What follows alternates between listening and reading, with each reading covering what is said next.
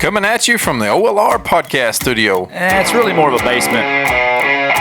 Coming to you from the OLR basement studio. But it's still a podcast. Coming to you from the podcast basement studio. Yeah, but you still need to say OLR. Coming to you from the OLR podcast basement studio. Oh, that's way too many words. Coming at you. That's not enough. You still need to say OLR. Let's just start. It's OLR.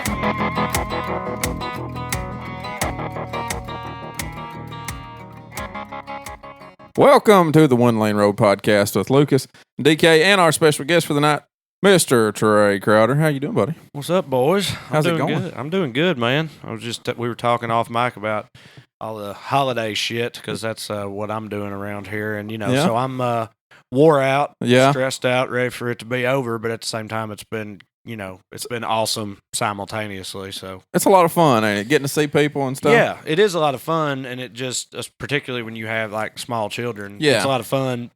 But also wears you out. It's a lot of work, right? Yeah, and especially being from out of town, you living out of town now. You have to come back. You've got everything you do is travel now. We have to fly. With 2 elementary age kids from L.A. to Nashville, and then rent a car and drive 2 hours to one grandma's house, and then all the way back the opposite direction for 4 hours to another grandma's. That type of shit will wear anybody out. yeah, for sure. But it is fun though. Yeah, it's real fun. Mine, my little boy's 2, and he's at that age now. He finally he was kind of not figuring it out. Then he finally just got it. Those are my presents. I can unwrap the shit out of them. I'm gonna tear it all off, and then I was just sitting watching him. He's just studying everything. He'd get one thing out, and he didn't go on to the next one. He just studied it. So that was a lot of fun. Well, that doesn't happen in my house. The other one was already throwing presents over his shoulder, looking for the next present. So appreciate your kid for sure. Yeah.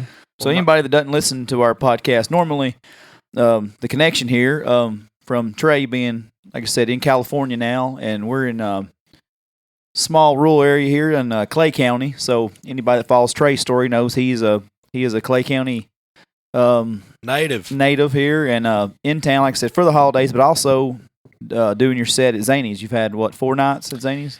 Yeah, so that's like I wouldn't do stand-up shows that close to Christmas at literally any other club in the country because I have young children. Like I wouldn't do a weekend at Pittsburgh or wherever right before Christmas because I get worried I get snowed in or whatever and miss the holiday. But since that Tennessee's home, we did the weekend at Zany's ended on the 23rd and then did all the holiday stuff after that. And Zany's also, for the record, is my favorite comedy club in the country, and I've done a lot of them. It's a great club, and it's always a good time. A lot of people like Zany's, even. It's a good club. Again, I am biased for sure, but I'm saying you ask almost any comedian, and I don't care where they're from, if they've done Zany's, 90+% of the time they'll have a positive thing to say about it. Most comics really like it. A lot of the people that I listen to on podcasts are from out in LA. A lot of the comedians are, and they talk about coming to Nashville and doing Zany's and stuff now. Yeah, it's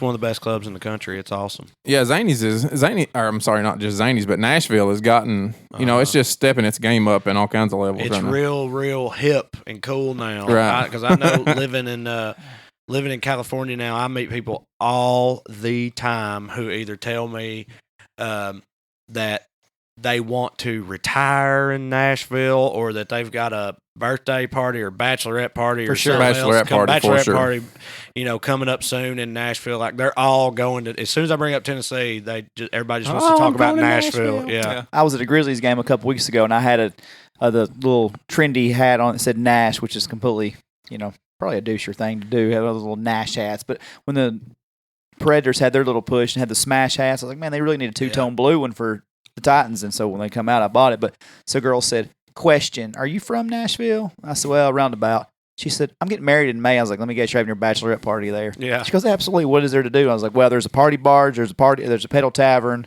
there's a John Deere tractor that haul your girls around, all that tourist crap. Okay. I don't know how y'all feel about it, but like, I love Nashville, and I've always loved Nashville, and I still do. I still think there's a lot of really awesome and cool parts of Nashville, like all the everybody that's great does shows there all the time. Right. Zany's is awesome. I love the food and all that. You can go literally anywhere and hear live music, and a lot of times it's good. But having said that, with how hugely popular it's gotten lately, like Broadway in particular, I can't hardly fuck with it no more, man. It's just like it's nobody there. It's all people from elsewhere who are like cosplaying as country boys or country girls or whatever. You're exactly to go out and just yell fucking Florida Georgia Line songs or whatever it is, and I just can't do it, man. I still love the town, but like, me too. And I know I'm being kind of like a Nashville hipster right now, but like, it's just, I can't do it. I went back it's been almost a year ago, but last January I was in Nashville with this like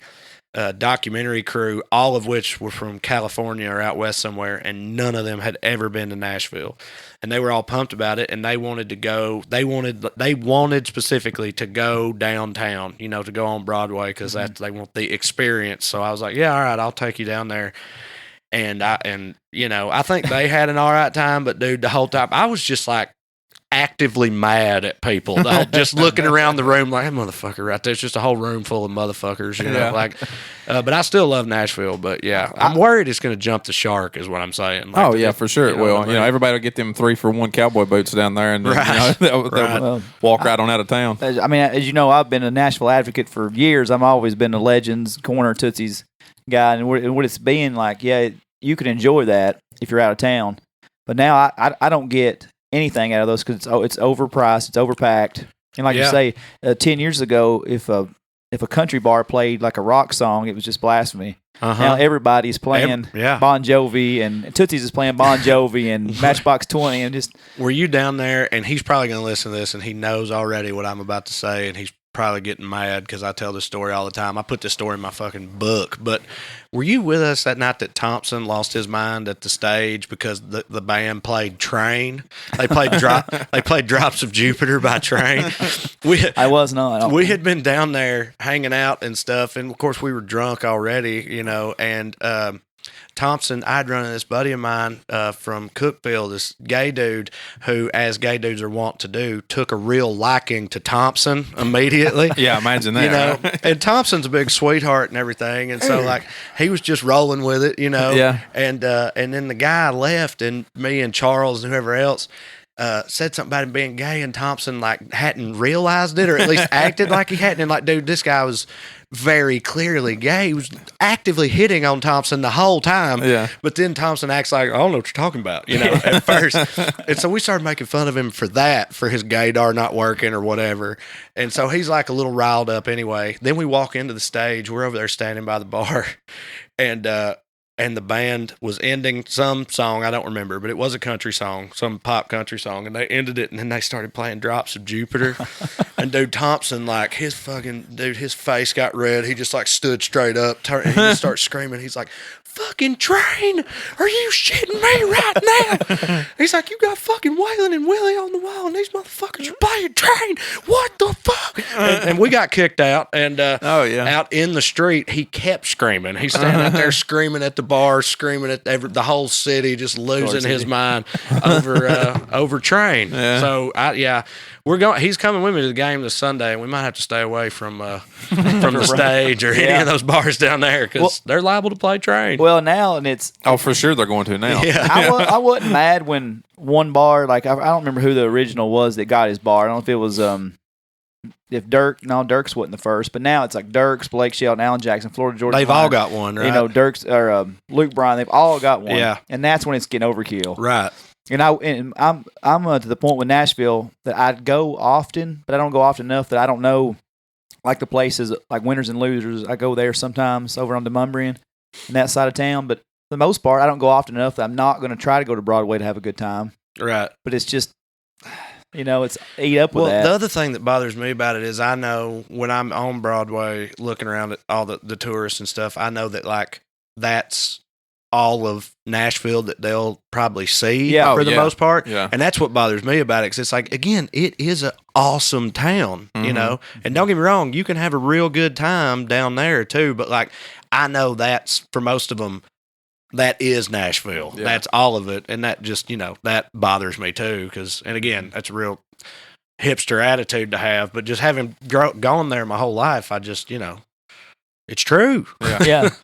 You mentioned Thompson, and of course I texted Thompson last week. I was like, "Hey, Trae's coming down," and actually, for us being about the same age, that's how I met you when you guys lived together on Dixie. Yeah, because you said we're in Clay County and I'm from Clay County, but y'all there's like pretty much 2 towns in Clay County. There's a few like communities, but there's like 2 towns. Yeah. Salina and Hermitage Springs, because that's where the schools are, Right. right? Except not anymore, right? Say not They're now. consolidated now, but Yeah. when we were growing up, that's where the 2 schools were. And you're from you're a Springer. You're from Hermitage Springs. And God bless. And I'm from Salina. So like, even though we're both from Clay County, I actually didn't meet you until, it's been at this point, it's been over 10 years ago. Yeah, it was 12. probably 19 or 20 or something like that. It was, I think 2006 or 7, maybe. Yeah. And through Thompson. And so I tried to invite him, and God forbid that guy never have the shits or something going on in his house, all the time. This one, I know it's like he's got it bad because like we also just like, because Thompson, he's like my brother. I mean, he's my best friend from forever. And and also since me and my wife have been together, she has become best friends with Autumn, Thompson's wife. Like they're real close now and have been for years at this point. And they have sons that are about the same age as our son. So like every year we come back home or whatever, like we also make a point to hang out with the Thompsons, and this year we ain't been able to do it because they've got this real bad stomach bug or whatever. So like, I know it's the real deal, but he has assured me he will be healed up by Sunday, come kickoff time. So you'll get a dose of Thompson. Yeah. I'll sacrifice him missing tonight to see him Sunday. Yeah. One of the last times we actually got to hang a lot together, we've seen each other a couple times after that, but it was, I think, his bachelor party when we were in Nashville. Do you remember, getting a prank call that next morning? Do you remember that at all? No. You were not happy. I was not happy at all. You had lost your debit card or something. I gave my debit card to a stripper is what happened. And my wife knows this, and she's made fun of me for it. But, don't ever do that. It was all of us. I can't even remember the whole crew now, but I remember Big James had been down there, and Charles was there, and Sunshine. And I remember there was 2 different rooms. We had an upstairs, I think, and a downstairs at that hotel by the airport, and Sunshine said, "Hey, man, somebody call the other room, mess with them. DK, call them, prank call them." So you answer, "Yeah." "Hello, is it Mr. Trae Crowder?" "Yeah." And I didn't know this had happened with your credit card. We've got a charge. Are you serious? Dude, did I know before right now that this was even a prank call? I might have just thought this was real. No, because I think you eventually, because I said, "You've got some adult charges, You motherfucker. 995, Mr. Trae Crowder is the card. I need you to come to the room, and we are going to charge you." "Dude, I ain't watched. Dude, Young's watching porno last night." You're asking another. He's like, "No." He's like, "Dude, they're going to charge my card. Tell me the truth. Mr. Crowder, we're going to need you to come to the front desk to talk about the adult entertainment television you purchased at 4 a.m. You don't even know how perfectly and shittily timed that prank call was. My God. You got to slide them hookers, strippers, the credit card instead of the debit it was card. just like, You can it was one of the dispute deals where them it's like charges. trying to pay for a lap dance or something. Yeah. It was like, I got this debit. And of course, she's like, "Well, I'll take care of it." And I'm like, "There you go." Whatever. Just give Bring her a it back. fucking- Yeah. And then next day, buddy, again, lo and behold, who'd have thunk it? Yeah. She fucking drained that motherfucker. I mean, there's a limit. Shocking. Yeah, I know. Exactly. It's 100% my fault. But yeah, that was a hell of a time. Yeah. I saw you we were both at that Sturgill Simpson show together, I know, since then. At the Shed. We also was at the one in at the Knoxville. Tennessee Theater Yeah. together. The Shed. Both times. The Shed was a fun one. The Shed was a great one. You know what, though? I found out since then, because my buddy Billy Wayne Davis, he's a comedian from Crossville, Tennessee. Mhm. He opened for Sturgill for a while. Yeah. Only time Sturgill's ever had a comedian that I'm aware of.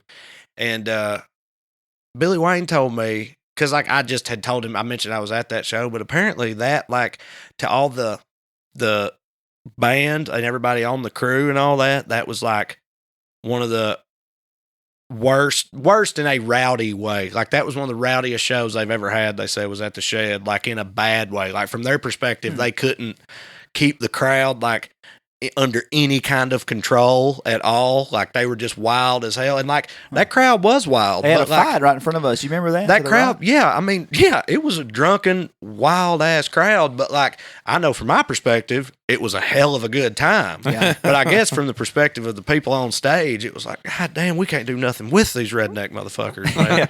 It was wild, but I thought Sturgill acted fine. But I went over afterwards. And because we always partied over there to the side, because I guess I'd been spoiled the last 2 times. Shooter had been there, like hanging out by the side and everything. Well, Sturgill was not. Like I ended up meeting Jeff Crow, one that worked in the band, that actually works for Jamie Johnson now. He's like, man, Sturgill is pissed. He's like, he's not coming off that bus. Well, that's why. That's why, I think. And again, like from my perspective, it was great, but I guess they didn't feel that way. Well, you wouldn't have knew at the show because Sturgill don't break character, man. He's right. He goes, song ends, next song starts. Song ends, next song starts, and he's done. Clint Fraley said he saw, well, I'll say this.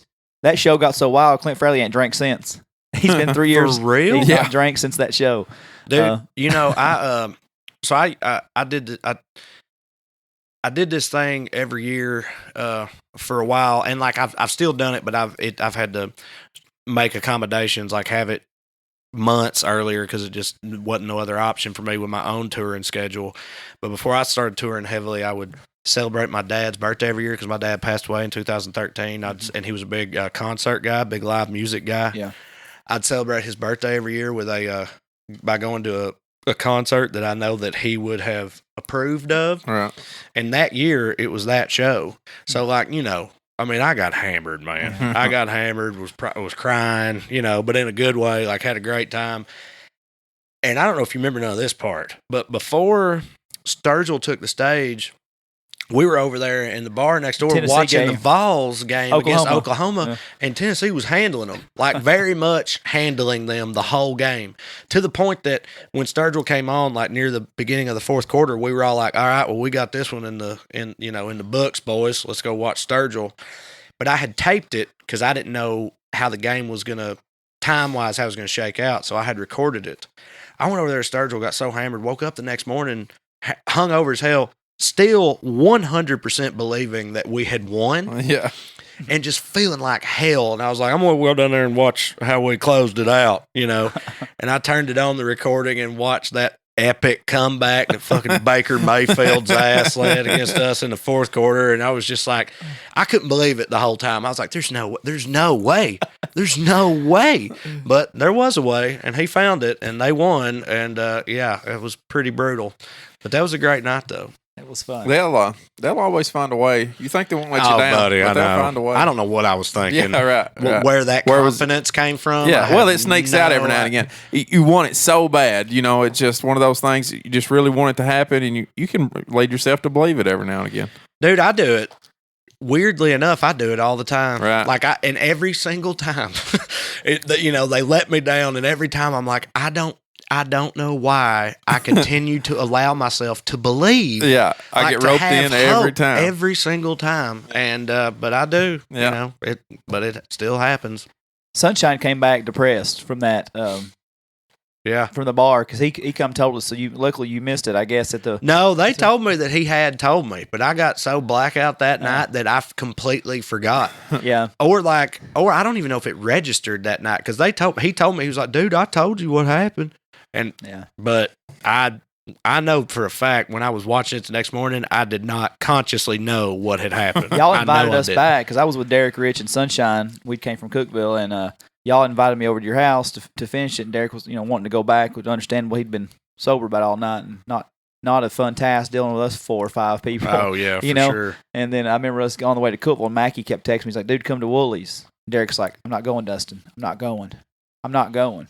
And then Mackie's like, "Dude, if you can just get a ride, I'll take you." So me and Sunshine stop, and Derek has never talked to me like a child in my life. He said, he said, "Dustin." He didn't call me DK. Dustin, we're not going to Woolly Bullies. I will drop you off. Sunshine's like, "Dude, let's go." I said, "All right." So we stopped, and Mackie lied. He didn't take me home. It was not a fun night. So I got in trouble. Clint hadn't drank since. It was just a wild time. Yeah, we turned it up that night for sure.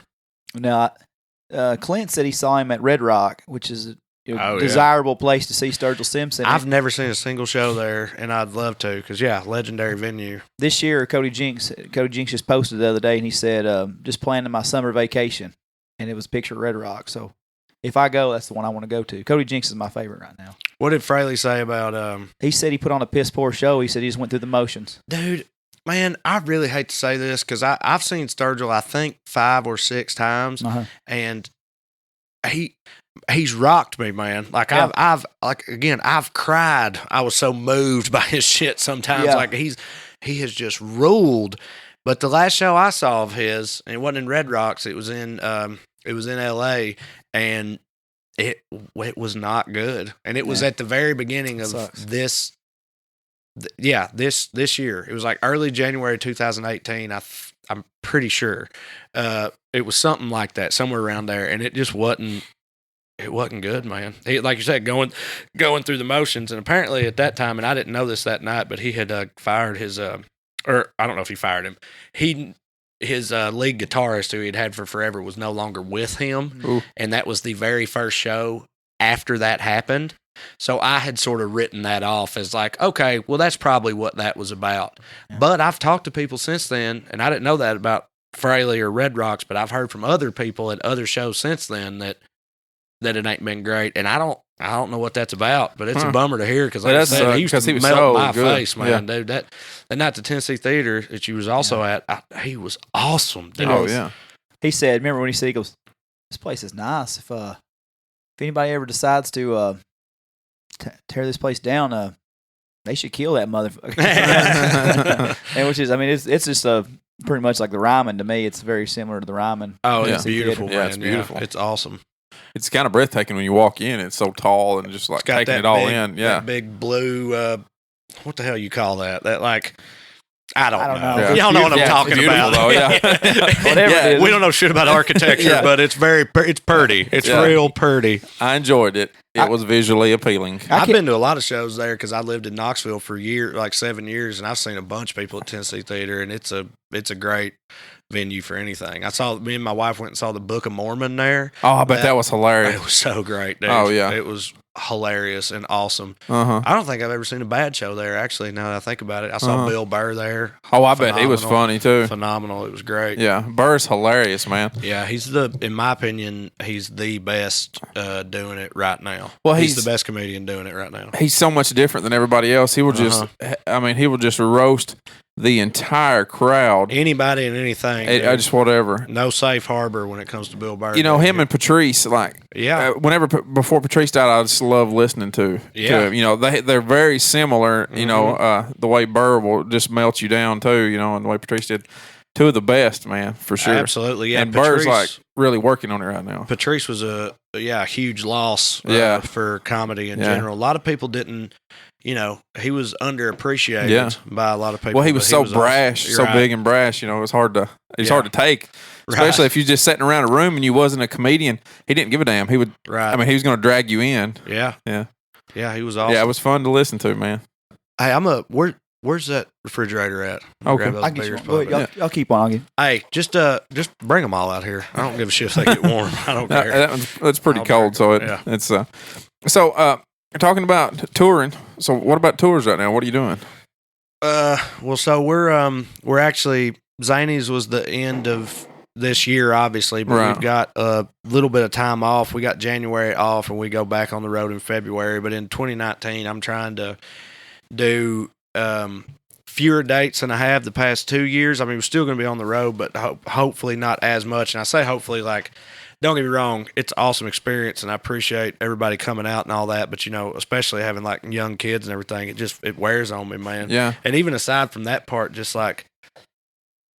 the way we live on the road. Yeah. And part of it is, like, in my opinion, pretty much inescapable because, like, I toured with 2 other guys, Drew Morgan and Corey Forrester, and, like, none of us like to eat within like 2 to 3 hours before the show because we don't want, that's dice we don't want to roll, you know, and we're all that way. So we end up eating after the show. By the time the show or shows, because sometimes we have 2 shows a night, by the time they're over, we're And starving. it's 1 or 2 But o'clock in the it's 1 or morning. 2 o'clock in the morning, so it's going to be bar food or fast food, one or the other every time. And so we're just eating garbage, and of course we're drinking. All right. And there's no schedule. Like, we try to get as much sleep as possible, but a lot of times we got to wake up and go to the next city or whatever, and it just takes a toll on you physically too. Yeah. So like, I mean, we're still going to be touring, but I'm definitely trying to ramp that down some and try to get some of the, like, TV show on the air or something like that. Yeah. Is what I'm hoping to do. Well, I want to get to that in just a second, but so in 2019, are you going to do shows by yourself, or is it still going to be the tour, or is it with all 3 of you?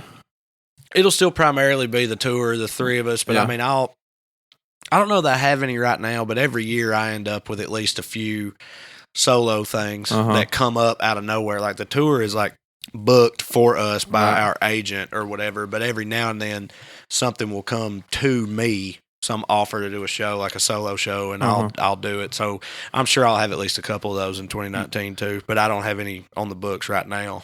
Oh, that's cool. I want to backtrack for a minute, because before we jump into completely the now, we need to kind of give our listeners that maybe aren't as familiar with you, give you your story. So when I met you in Cookeville, you were just starting to talk about your passion of comedy, and that came from Chris Rock special. Like I said, at an early age, you found that one. Raw and Delirious, or That's which it. one? No, Chris, Eddie Murphy. That's Eddie. I'm Eddie sorry. Murphy. You said Chris Rock. I'm sorry. Bigger and Blacker. Yeah. 1998.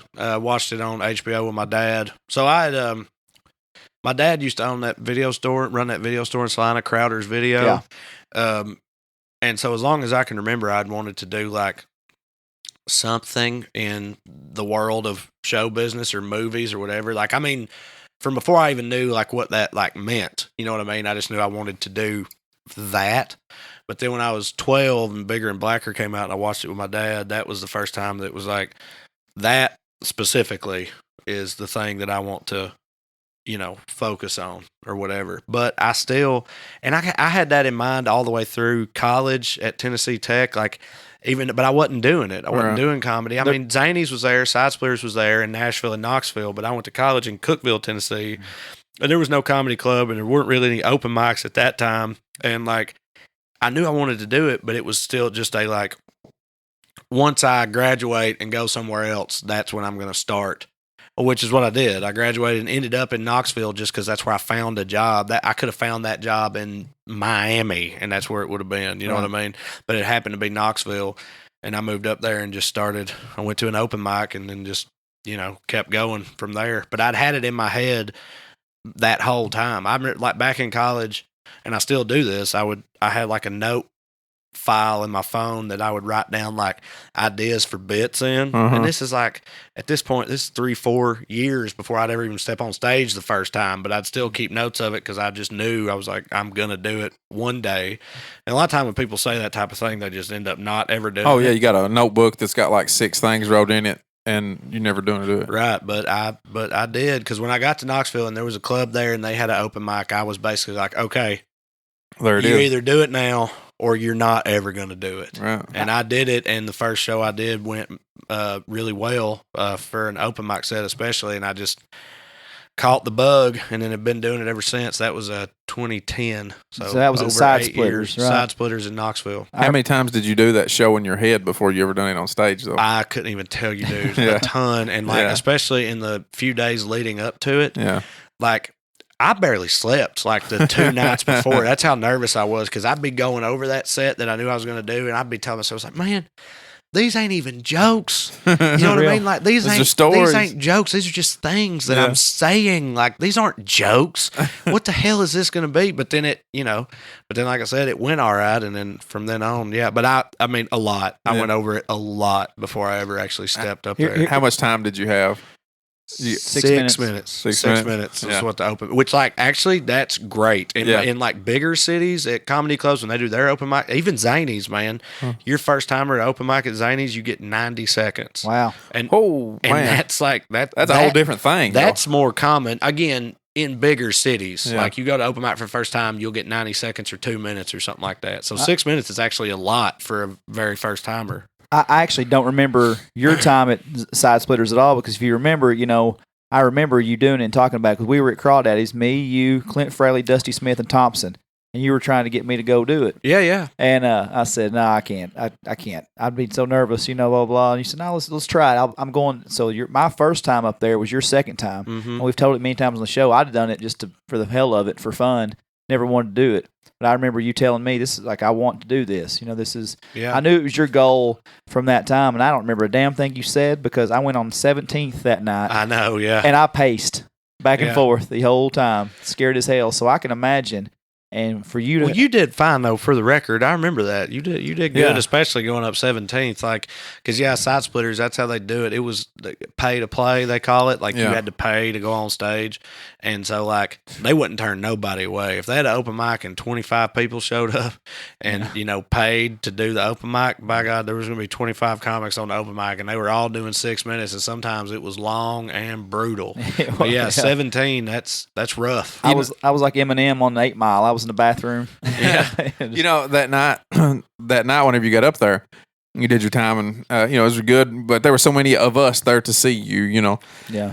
The guys that come on next, we wasn't comedian. We weren't there to see comedians. We was there to see y'all, right? Yeah. And so it wasn't like a bunch of comedy fans. So the next guys that went up, they were just playing to a dead crowd. Yeah, well, that's what happens a lot at open mics, especially at side splitters. Because, be honest, that's what happened at my first show too. I mean, I don't remember how many, but I had a fair amount of people in the crowd at my very first show, and so like I, playing with a cork bat a little bit. You know what I mean? Like, but I mean, I'm glad because, like I said, it like got the hooks in me from it. But I mean, looking back on it, that's a huge part of what it was, and that happened almost every week, man. There'd be at least one or two people that were there for their first time, and they've brought everybody out. And then a lot of times that person would go up whenever, and then when they were done, the whole damn crowd would leave. Because their buddy had finished, and now they were out. And everybody else is doing it to 3-4 people or whatever. I remember there was one guy that went at the end that had been on Comedy Central. He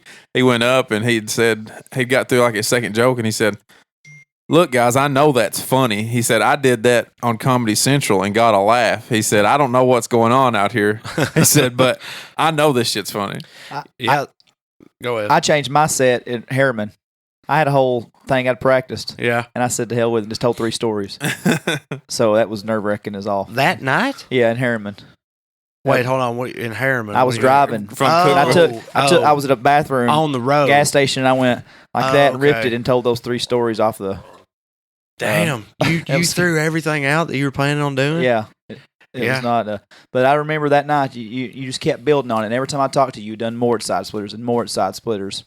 Before you know it, you're in New York City. Yeah, I don't remember how long I went, but it was something like 2.5 years I went without ever missing an open mic there. And then I started doing host set. I started emceeing full weekends, which was, could be rough or whatever, or doing guest sets or whatever.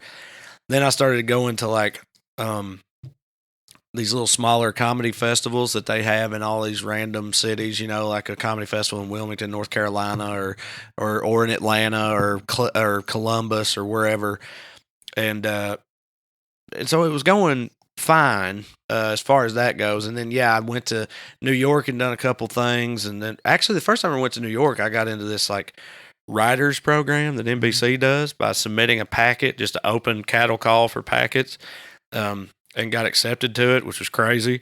But I did some shows while I was up there. I went out to L.A. to stay with James Bain. He's a actor out there. I go stay with him and do shows in L.A. When I was out there doing that, I met my manager, who's still my manager now. So like by the time the videos went viral, I was still living in Knoxville, but I was doing like I'd like be the middle guy at like clubs, or I would headline like bar shows and stuff in the South. I would go and do these festivals, and I was submitting tapes and writing packets for like TV jobs, not getting any of them, but like I was able to submit to them, which not everybody is. And I had a manager and all this. So it was like, it had been a steady progression, but it still was like I was miles away, literally and figuratively. No. And then the videos went viral, and it just all changed overnight. Now you were going to New York. What was it? Didn't you go to like I don't know if UCB's in New York or if it's in it's Canada? There's UCB in New York and in Los Angeles. When I went to New York, I mean, I did go to UCB, but I didn't do a show. I went to Okay. see my buddy Joe Zimmerman, who's a fantastic comedian who's done Red Rocks opening up for Brian Regan before. But I went there just to see him and hang out with him. But yeah, I went up there for that NBC thing, and I don't even remember. I had a few shows, but I don't even remember which ones they were. But it was a deal where, again, nobody there. The other New York comics and stuff, guys running the show, had no idea who I was or anything. Right. Like they'd get my name wrong, or they thought I was from LA or I was coming from LA or whatever. One of them talked to me afterwards, and it became clear he thought I was a writer for Jimmy Kimmel or something. I have no idea.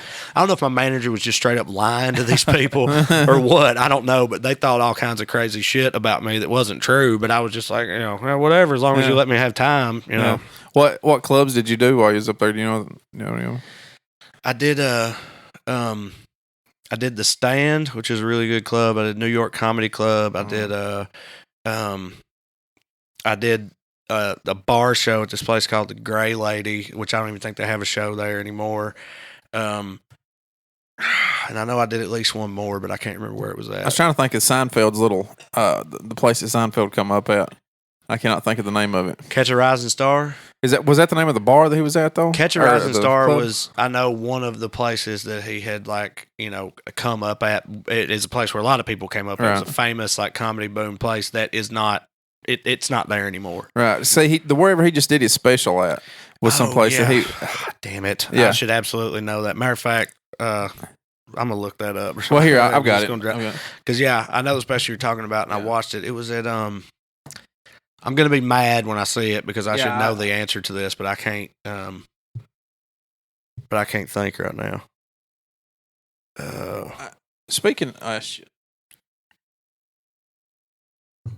of specials, what do you think about all these specials that are making it onto Netflix? I mean, it's like it's a double-edged sword. I guess is the way I would put it. It's good and it's bad because it's like.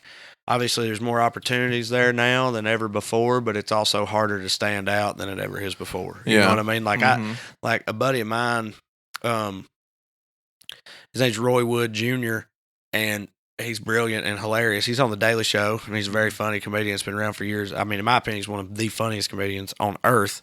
And he had a special that he had done that didn't get any major traction, and it should have been bigger and blacker. It was on that level, but it just didn't get seen as much because now there's 500 other specials or whatever that came out in the same year. So it's a problem. Yeah, the comic strip. Yeah. No, I've never been to the comic strip actually. So we'll fast forward to the spring 2016. That's when everything changed. You've been doing comedy for 6 years, trying to work up the ranks, and I don't know. I know you own a lot of shirts with no sleeves. But so what made you decide to go out on the porch and raise hell and throw all these crazy opinions out that nobody was expecting, and all of a sudden the world changed? So I'd been doing on stage in my act for a while this bit that I actually never in the bit I never said the words liberal redneck, but if I was writing down a set list before the show for myself, that bit was called the Liberal Redneck. That was the name of the bit for me. And it was just what the videos are, basically. I would get up there and talk about, I'd open it up by being like, everybody everywhere hears my accent, expects me to be a certain way, even though I'm not. And the only way I know to combat that is to just start being just as loud and proud, but in the opposite direction. Yeah. You know what I mean? And that was the bit. And the bit always did pretty well. But then I'd started telling comedian friends of mine, I think I want to make a video series based around that bit or that character. And every one of them was always like, yeah, that's a good idea. You should do that. But in my mind, I was like, man, I need to save up money for a good camera. I need to learn how to edit video. I don't want to look like an amateur. I need some production value is what I thought at first. And then what happened was, and this is 100% true, this is exactly how it all worked out in my head. I was on the couch one day in April 2016, and I saw this video on Facebook that somebody I went to high school with, and I genuinely don't remember who, but somebody I went to high school with shared this video on Facebook. It was when North Carolina had that transgender bathroom thing going on. Yeah. And it was a video of this preacher guy in North Carolina who's like probably around our age. He kind of looked like me a little bit, like a dark hair, and he had a ball cap on. He's standing in the woods for some reason by a big Dodge Ram, and he's just holding his phone. And he's just yelling at it about transgender bathroom stuff, but not a dick joke in sight. Like he wasn't even trying to be funny. Right. He's just preaching fire and brimstone. And it had 15 million views, right? And I saw that, and it was like a light bulb went off. I was like, man, if this right here is what I'm trying to, parody or satirize, then I don't need any of that fancy shit. Matter of fact, that would probably be a mistake. Like I should go about it exactly like this dude goes about it. I should just go out back with my phone and yell at it, but in my style or whatever. And once I had that realization, like 3 or 4 days later, I went out and made the first one. And the first one, the one that went crazy viral was actually the second one. But the first one got like 70,000 views or something, which I was over the moon about that. And I was like, okay, I'm definitely going to keep going. Then the second one I made was about the transgender bathroom laws, and it ended up getting like close to 30 million views on Facebook or something. And it just took off from there. But yeah, so I won't, before it's all said and done, I really want that North Carolina preacher dude to know that like all this shit with me, his fault, 100% his fault, Yeah, he did the opposite of what he was trying to get. I don't think he inspired the person he was trying to inspire. He met the wrong one. Anybody that Trae Crowder's pissed off in the last 3 years, please send all hate mail to the North Carolina preacher. Yeah. I guarantee you, if he was preaching hellfire and brimstone, he's a Baptist. So keep looking for a Baptist. I'm pretty sure that dude, and I genuinely don't remember his name, or I would say it, but I don't remember it. But I'm pretty sure he's still out there doing it. Like he got a lot of followers, from his people for his thing, and he's still making his videos and stuff. I mean, so if you look for him, you can find him. I don't know his name, but he's out there. Now, how close is Trae Crowder? And this is what comes up a lot, and he's around this area, right? Like when the talk comes up with these videos that I didn't ever know he thought like this or that, because everybody's always, because I've always kind of defended it and the whatever for you. And I said, I don't know, man. We always talked about football and Sturgill Simpson. Exactly. Okay, see, that's the main thing. That's okay. Yeah, those questions, and not coming from y'all, because I get it in this scenario, but like those questions have always annoyed the shit out of me, because I have always been that dude. But for the most part, when you're a teenager and then in your early 20s and all that, we weren't talking about politics at all. Like you said, we were talking about football and titties and beer or whatever, and country music. Some of my favorite things. And they still are my favorite things too. But like, that's just, we weren't talking about geopolitics or the White House or whatever. But anytime it ever got brought up, I've never shied away from having my opinion about things. Like, so this is one story in particular I remember, just to sort of like answer that specific question. I can remember being in Miss White's class in Salina High School when I was, I think, a junior, and it was theater class. Me and Thompson and a bunch of others, we did plays and stuff. But she also would wrap debate up into it, because we didn't have a debate class, Yeah. And so for every now and then we'd do a debate portion, and we were covering debate at one point, and she said, okay, so everybody in here who thinks, because this was 2003-ish, everybody in here who thinks we should be going to war with Iraq, raise your hand. And not everybody raised their hand, but a lot of people raised their hand, And then she said, and who all in here thinks we should not be going to war in Iraq? And I was literally the only person who raised their hand in the class. And she said, okay, Trae, you get over there. Also, everybody here who didn't vote, right? Everybody who's undecided, you're with Trae. And everybody who's pro the war, you're on this side. So it's me and a bunch of people who've already said they don't give a fuck, about it, which is fine. And versus the people who were very in favor of it, and we had a very spirited debate about the subject that day in class. But I also I never went to church. I would tell, when people asked me why, I would tell them why I didn't go to church. I tell them I just didn't buy into it, and my uncle's gay, and I just ain't about all that, and anytime it ever got brought up, I would be honest with people about how I felt about it. But again, when you're that age, because I left Salina at 19, and I just went to Cookeville, but still, it feels like a different world, right? But when you're that age, you just don't, for the most part.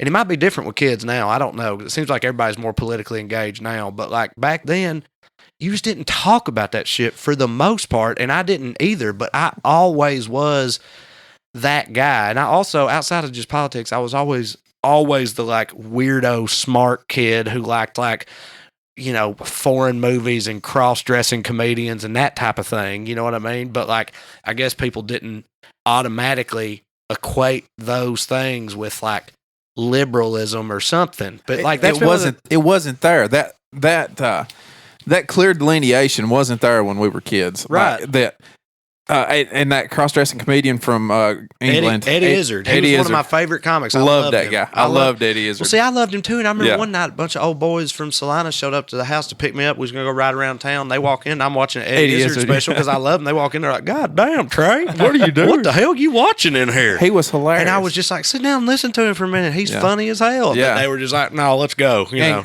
and not a gay man either. He just liked cross-dressing. He was a cross-dresser. He didn't, for the most part, even cover most of that stuff. He talked about, he had jokes about history. That was the funniest part of it. He wouldn't even really bring it up until like there was a bit that he had that kind of referenced it. Then he went on and did something else. Right. But yeah, so I was always into all that type of shit. Yeah. And again, never went to church, never was, always like different. But I wasn't like, you know, I wasn't founding the Salina High School, you know, Democratic club, Right. you know what I mean, or the Liberal Club. We meet every Wednesday. I wasn't doing that, but like, it was there. And if you talked to me about it, I would have told you because I never lied. I never shied away from it. It just, for the most part, never came up. But all these people, because I know that gets said a lot. People be like, I didn't know. I'm always like, really?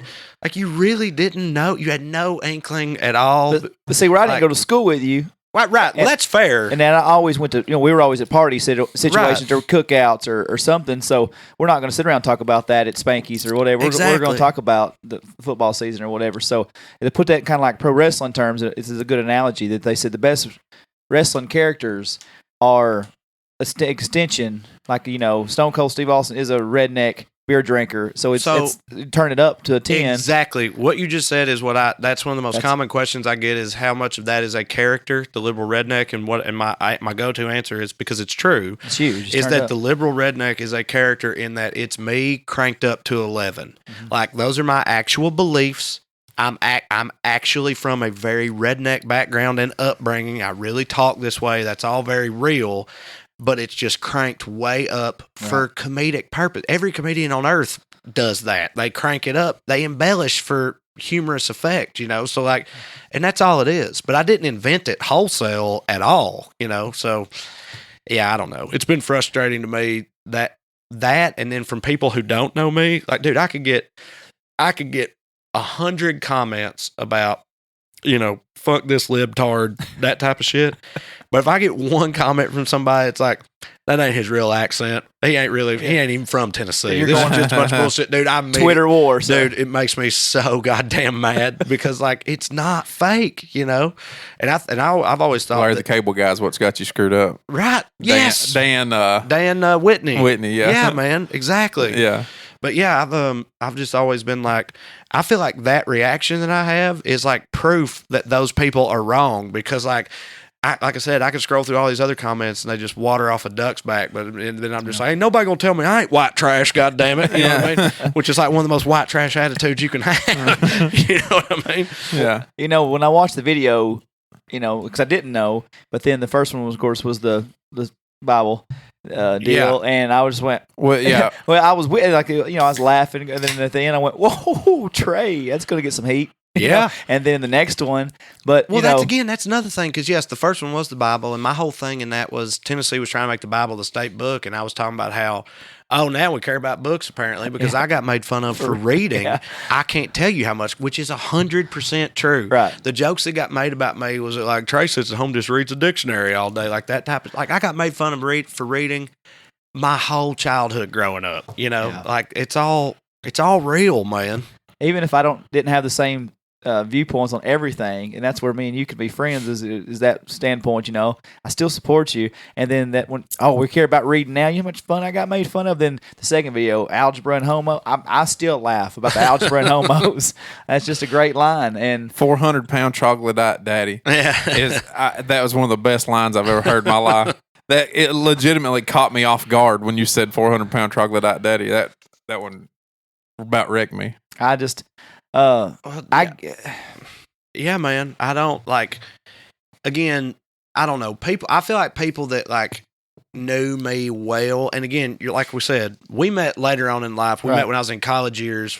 It pretty much exclusively partied together, right. and so nobody's talking about politics at a fucking college party. And if they did, I walked off. Rightfully so. I hope people today ain't doing that. Yeah. Fuck all that. Just have a good time, you know.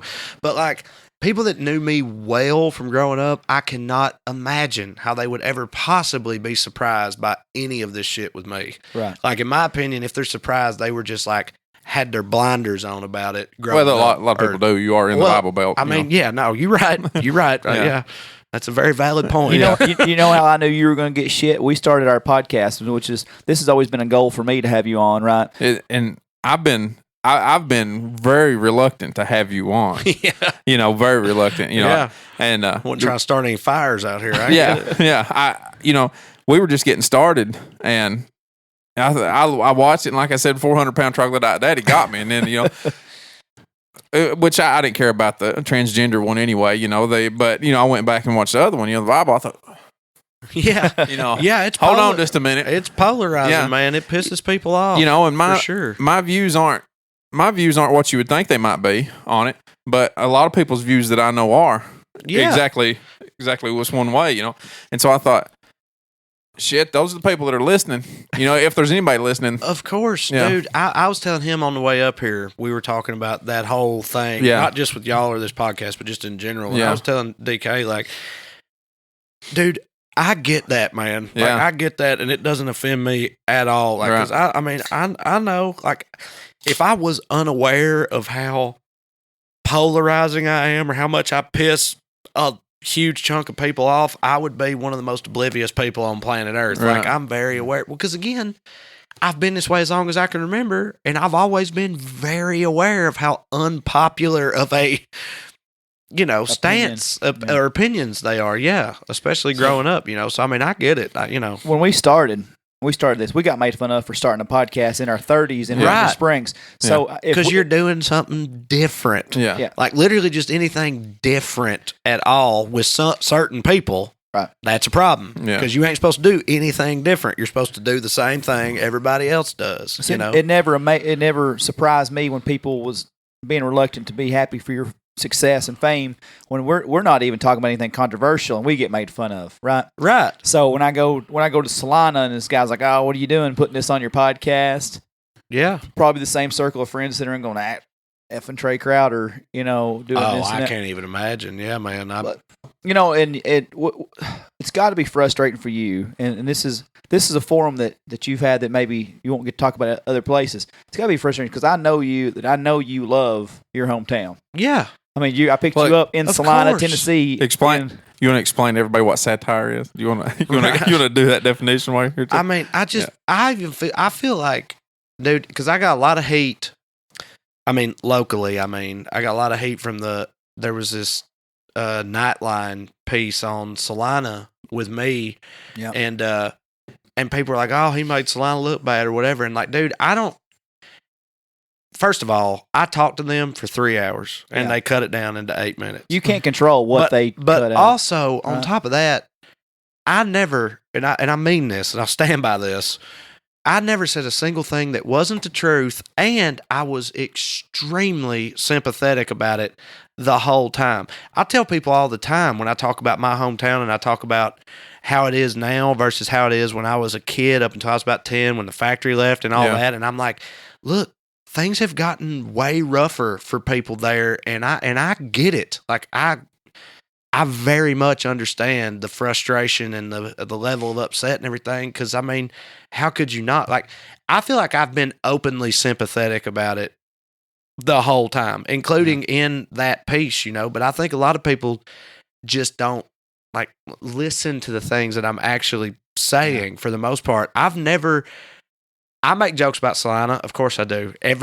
comedian on earth pretty much makes jokes about where they're from. Exactly. But like it very much comes from a place of love because I'm from Salina too. You still like, wear Clay County High School shirts, yes, Salina High School in shirts. My video, videos. in my videos, I wear fucking Clay County Bulldog shirts. Just like because like like you can make fun of a place and also like still love it. Again, that's how I feel like most people feel about their hometown or where they're from. Because like at the end of the day, no matter what, I'm a Salina boy. I'm from Salina. Like, so I'm going to be defensive about it or sympathetic towards it. You know what I mean? Like, no matter what, because like it's my home too. Dude, nothing. I mean, and I get it for a lot of people, but a lot of people that I've met like on the road in Seattle or Denver or wherever that are from like a similar town to Salina, and they left at 18 because they were hated there, and I get that. But they leave immediately. They drop their accent completely, and they never acknowledge it at all, and they have nothing but just like derision and contempt for where they're from. That's a major pet peeve of mine, man, because my whole thing with that is like nothing anywhere is ever going to change as long as that continues. Like nothing in your hometown is going to change. Nothing. Other people's perceptions of where you're from is never going to change. As long as that's the approach that you have. Like, you can criticize it, but, like, that's still your home, Like, you can't just join the ranks of all the other countless masses of people who are lining up to shit on places like this. Like, I'm just not about that at all and never want to be. And I realize I've been co-opted for that purpose before, without a doubt. But that is not what I'm trying to do at all, and never has been, and it's never gonna be. Like you said, you were there for 3 hours, and that's kind of some of the feedback I got. Well, he's from Salina, and he brings his television crew down here, and they show the worst part of Salina. And I'm not saying that. That was the downtown part. Yeah. Like, do you know what I mean? Like, it looks the places we were walking in front of look bad because they just do. I wish so much that they didn't, but like I didn't make Salina look any different than it just actually looks. Do you know what I'm saying? Yeah. They came and turned the camera on. Like, that's it. Like I want things to be better for people in Clay County very, very much. But like it's just we're going through some shit and have been for a long time now. Yeah. Shit that, by the way, is not our fault. It's not people in Clay County's fault for the most part. But and there's a lot of Clay counties in this country. Oh, they've been screwed over by a lot of people, mostly rich people. And like I'm as mad about it as anybody around here is, but our anger goes in different directions, basically, is the way I look at it. So the other thing that I hear that people are terrified of whenever it comes to Trae Crowder is Trae moved off to L.A. He's got this deal to start a show, to do a show he's going to develop. Trae's a comedian. The thought is that Trae makes fun of Salina. Obviously, we just covered that. It's out of love if you do. He's going to make a show about Salina that's going to be bad. It's going to be bad looking on Salina. Okay, so the two guys the current version of the show, because I've been through a few versions of it now trying to get it made, and the current version of the show is with the two guys that tour with me, Corey and Drew. And Corey and Drew are from two other Salinas. Right. Corey's Salina is Chickamauga, Georgia, and Drew's Salina is Sunbright, Tennessee. But like culturally and all that, they're the same place. They're small, rural, southern towns, and they're very similar. Because I've known these guys for years. We've all shared stories. They're the same type of town. And job one for all of us when it comes to making this show, like way, way, way above putting like liberal ideals out there, anything like that. Job one for us is to show a different side of where we're from than what most people in this country are used to seeing, which is to say a positive side. Our number one focus is to illustrate the great things about places like our hometowns, because it would be super easy to just make a show that just shits all over places like Salina or Chickamauga or Sunbright, but we don't want to do that because enough other people have done plenty of, and also that's just not what we want to do. That's not where our hearts are at. So like that's our number one priority, is to show people a different side of these places. And by that, I mean not just the, like, to most of the world or most of the country, stereotypically negative aspects, to show the good parts of it, like the sense of community and loyalty and how tight knit people are, and like, and the food and the music and just the humor. Well, like, we're the funniest people in this country by a mile, by the way, rural Southerners. And like, just all that's what our focus is on. And I can promise everybody that right now. And when if and when we get it made and it comes out, I hope that they see that. But I can say with 100% sincerity that what we are trying to do is not that. It's not just to take pot shots, just take cheap shots at towns like Salina or where we're from at all. It's more of a love letter to these places Right. than it is that. It really is. So I hope that it gets made so people can see that, because I genuinely believe that if it gets made, that people in the Salinas of the world, I think that they'll really like it. I really think so. That's always been one of my number one goals about this show, because my whole thing is I don't have to.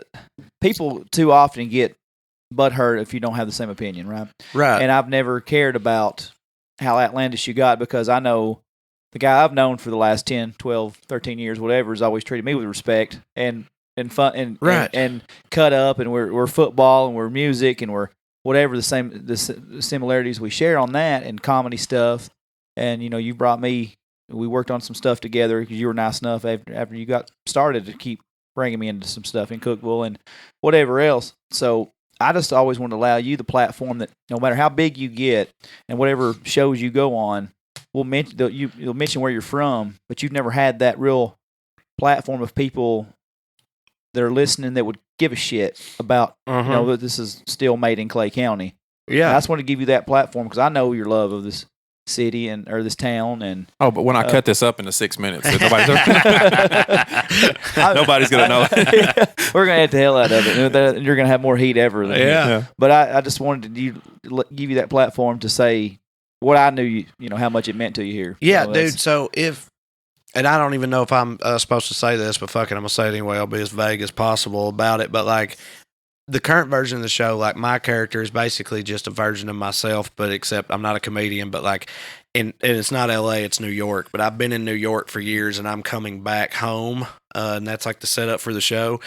And all the jokes about me in the show are all like making fun of me having my own head up my ass and thinking that I'm like better than everybody else around there, that I'm too big for my britches or whatever. Like, that's the whole deal with my character, is like just getting ripped for that the whole time. So like, in my opinion, it's very, very even-handed and very self-aware and very fair about all of it. I also, for the record, anybody listening, shameless plug, but I believe this, I think the book that we wrote is very even-handed and fair too. Like, we criticize things about the Deep South, but it's things like racism and homophobia and that type of shit that, like, I'm not going to apologize for criticizing, but we also celebrate a lot of things about it too. I think we do a really good job, the three of us collectively, of being fair about it all. It's a good time to plug the book, Liberal Redneck Manifesto, Dragging Dixie Out of the Dark. Yeah, available wherever books are sold. Right? Yeah, I saw one old copy at the Books A Million in Nashville the other day, so it's still out there. You can find it. But yeah, and I get why people wouldn't think that about me, but like, that's my number one priority, man. Even outside of just the show, because like, another one most common questions I get asked is, and it's usually from people outside the South, like, how many minds have you changed? And they mean like, how many redneck motherfuckers have you convinced to think gay people aren't the devil or whatever? Like, that's what they mean.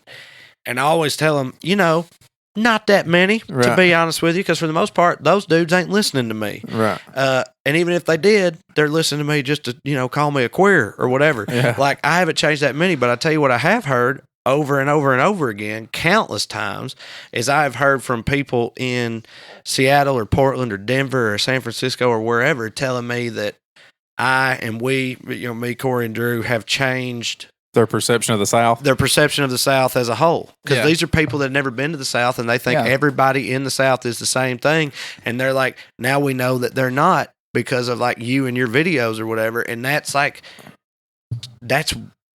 way more important to me, frankly, than the other thing. Like that's the main thing I'm trying to do, and what I've been trying to do the whole time. And I don't mean trying to make people think that everybody in Salina is like liberal. That ain't what I mean. Just illustrating to everybody else that people in places like Salina are not all the same thing, that they're not all like backwoods, ignorant, troglodytes. Right.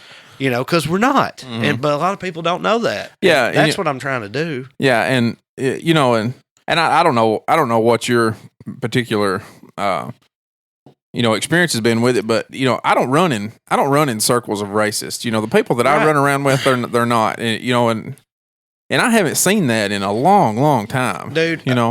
Okay, me neither. Right. But on that note, and I don't know, but I have seen it. I don't know how much different like Hermitage Springs is than Salina specifically. But I don't know if I'd call it a problem, but I had like an issue with that for a long time. As I became an adult, because I felt very much the same way and very passionately, because I meant this. I was like, dude, in high school, when I was going to high school in Salina, like, you did not say the N word, because if you did, you was probably gonna get your ass whipped. Yeah. Like Skybone and them was gonna fucking tune you up. Right. Like that, you just didn't do it. Like Right. people were not openly racist in that way in Salina. And because of that, that was my only experience. I was like, man, that whole racism thing about the South, it's way overplayed. And I do think it is overplayed generally. Yeah. But I've met a lot of people since then, and I don't mean fans. I mean like friends of mine or other comedians that are from similarly sized small towns or rural counties, but rural counties that do not have a black community anywhere in them. Mm-hmm. You know what I mean? Where there's like my wife's home, like Wayne County, Tennessee. There might be one black person in all of Wayne County, like places like that. And I talk to those people and hear the most horrifically racist stories about growing up, about when they were in high school, about putting like a noose in the running back's locker or that type of shit. You know what I mean? And like, and it shocked me to hell, and still does, because like that was not my experience. Yeah. But I've found out from talking to a lot of other people from like similar towns that type of shit still very much goes on. You know? But for whatever reason, man, in Clay County, it hasn't been the level of that type of thing that it's portrayed at. But I do still think it's very much a problem in a lot of other places like this. Yeah. Homophobia was the other one. We never. But they're just wasn't as prevalent in 2002. 2003. If people were gay, you didn't know it in 2002. Yeah. See, okay. But not only that, I don't care. I've never cared. Okay. Yeah. And I've told this story on nobody that I knew did on our podcast, but and I don't know if y'all knew or were aware of this, but like, okay, so I try to be as brief as possible. No, but like in Wayne County, my wife's hometown, her mama told me, because I had met this guy at a wedding. He was the wedding planner, right? And I met this dude, and I was like, ding, ding, ding. Yeah. And I just mentioned something about him being gay, not in like no, the gay dude, me and the gay dude, we got along all right, because of course we did. I said something like that. And they were all like, what? He's not gay. And then her mama, my mother-in-law, said in complete sincerity, she was like, nobody is gay in Wayne County. She was like, you can't be that. She's like, if you're gay, you leave. Nobody's gay here. And I said, you literally can't name a single gay person in Wayne County? And she was like, no, not one. And like, I think that's common in a lot of places like that. But dude, in Salina though, growing up, I'm not going to obviously, but I can name you off the top of my head right now. I can name you, 6 or 7 of them when I was a kid. One of which is my uncle. Yeah. But dude, one of them in particular, when I was in high school, this dude used to show up to high school basketball games with like 20-year-old Puerto Rican male hookers on his arms. I'm not joking. There's no way you're not telling me who this is after it's recorded. I know, and I will after we're off here. Right. But he'd show up to high school basketball games with 2 little boy toys all the time in front of the whole damn town, and nobody was throwing a brick through his window. Right. You know what I mean? Like it was nobody's stomping him out in the parking lot. Right. Nobody was hooking him up to their truck or nothing like that. Yeah, nobody drug him around. Like, I'm sure there was a lot of people that very much disapproved of it, but they mostly just didn't say anything. That's exactly right. But Well, dude, don't look at I'm it, telling you, man, Clay County is weird in that way. I know to be this small and like that. Yeah, I know. After marrying into it and talking to a lot of other people from similar counties, like a lot of them are not like that. Right. A lot of them, like that would not fly. Like people have to go, they have to leave. But Clay County, for whatever reason, it's not the same. Hey, there's a reason we had that sign out here that said "Home of the finest people in the world" or "nicest people in the world," whatever it was. That's not a gimmick. I mean, That's the real deal. Yeah. Yeah, no, and it's like another thing that I will tell people a lot, and here, if you want me to illustrate my love of Clay County, know that I mean it. My dad was Don't you look at me and say that. my dad was You can look at me and say it. Yeah. well, it ain't directed neither of I y'all. know, It's just I know. everybody. I know, But kidding. my dad was I tell people all the time he was like the OG liberal redneck because his brother was gay. He's this rock and roll, weed, dope smoking, long haired old dude that like he was agnostic, didn't go to church, and he was the opposite of racist or homophobic, all that, and raised me to be the same way. And and when my dad died, we had the funeral services, and after it was over, because I'm the one in charge of everything, I go up to the funeral director. It's like, okay, so how much do we owe you? And he said, you don't owe us nothing. And I said, what do you mean? He said, well, everybody in town chipped in and covered it. And everybody just paid it all off, and nobody ever said a word to me about it. And like, those are the same people that are hardcore anti any kind of like socialism or whatever, you know what I mean? Like, why should I pay my Forced tax socialism. dollars? Right, and yeah, it's because they knew him and they loved him or whatever. Right. But I'm saying that it's like, it's complicated. Yeah. And I know that it's complicated. Yeah. Like, how could I hate people Nuance, right? nuance? How could I hate people who did something like that? Right. You know what I mean? Like, I couldn't. Like, that was huge, man, and still is huge. And like, that wouldn't have happened in a lot of places, Right. but it happened here. And like I said, I don't know if who organized it. I don't know if it was organized. Probably not. Probably not. I think everybody that just Sporadic, I think everybody just showed up, just did it. They just went by the office and did it. Yeah. Nobody ever said a word to me about it, and still to this day hasn't said a word to me about it. They just did it, and like, that's huge, man. Yeah. Like.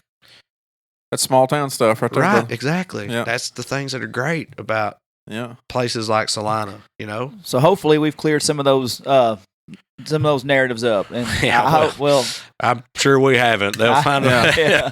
Yeah. Well, Well, yeah. what I'll say something next week on Twitter or whatever. just unravel all of this. DK, I can't believe you had Trae Crowder on your podcast. It was gaining steam, and I'm never listening to that son of a bitch podcast again. One Lane Road podcast can suck it. Yeah. Well, that's the thing. Most people read the headlines. They don't listen to the context. I know. That's what I'm context. saying, man. Yeah. That's what I'm saying. I run into that all the time. Like, Yeah. I'll be like, are you actually listening to Yeah. what I'm really saying? What I'm going to put this out as, I'm going to title it as Trae Crowder flips conservative, so that everybody, so that everybody actually goes and listens. Get some clickbait. Yeah. So after your video and all that changed, and you guys got together, No, go for it. what was the next step after the viral videos? I mean, they'd kind of taken off. Was it did you quit your job? You moved to Hollywood, right? Yeah, I quit the job after we got the book deal, Okay, actually, the which, book by was the way, first. came completely out of which. I always just assumed that a book for anybody is last, never first. Do you know what I mean? Yeah. Like, the book always comes last, so like the book being the first thing, that very much came out of nowhere completely. But once it did, and we had done some tour dates and had sold out, and it went well, and then the book thing happened, and I was like, okay, this is real. And yeah, I quit my job and started making plans to move to LA, but I actually was in Tennessee for like 8 more months after that, because we were so busy writing the book. Then it came out and touring and all that. I didn't have time to move my whole family across the country. But once we had a break in early 2017, we drove out to Los Angeles, and that's where we've been since then. So have you been to the store yet? I know you've been to it, but have you worked at the store The yet? Comedy Store? Yeah, I've done the Belly Room a few times, which Yeah. is sort of like the secondary room. I still haven't done the OR, the Yeah. original room, because you have to. You had to get past to do it, right? Yeah, and I still haven't, mostly because I just haven't went up there enough, because I'm not in LA so often. Like, I'm on the road so much and that type of thing. You Yeah. know? Like, but and they had, I don't know, they've got their process that you got to go through there, which I understand. Right. But Tom's got to pass you. Or I whatever. just haven't been able to devote the time and everything to doing that process that you need to do it, because I've been gone and doing other shit or whatever. But the store's great though. The shows I've done in the Belly Room have been awesome. Yeah, there's a lot of stuff right around there, like San Diego and in LA, and then all around the place. There's comedy places everywhere. Yeah, I mean, dude, even in LA, I've done the Ice House and it's awesome. There's a lot of awesome clubs in LA, and there's a lot of other clubs that, like, you know, people haven't heard. Like, I mean, it's crazy, it's insane, and I mean, New York's the same way. It's just so saturated, you know. Which I mean, of course it is. It's you know, the mecca for all that, and I get it, but. That's what I was about to say when you said you guys have worked on the road to trying to change the how the impression of how everybody feels about the South until they come to Nashville and they go to Florida Georgia Line's bar. Exactly.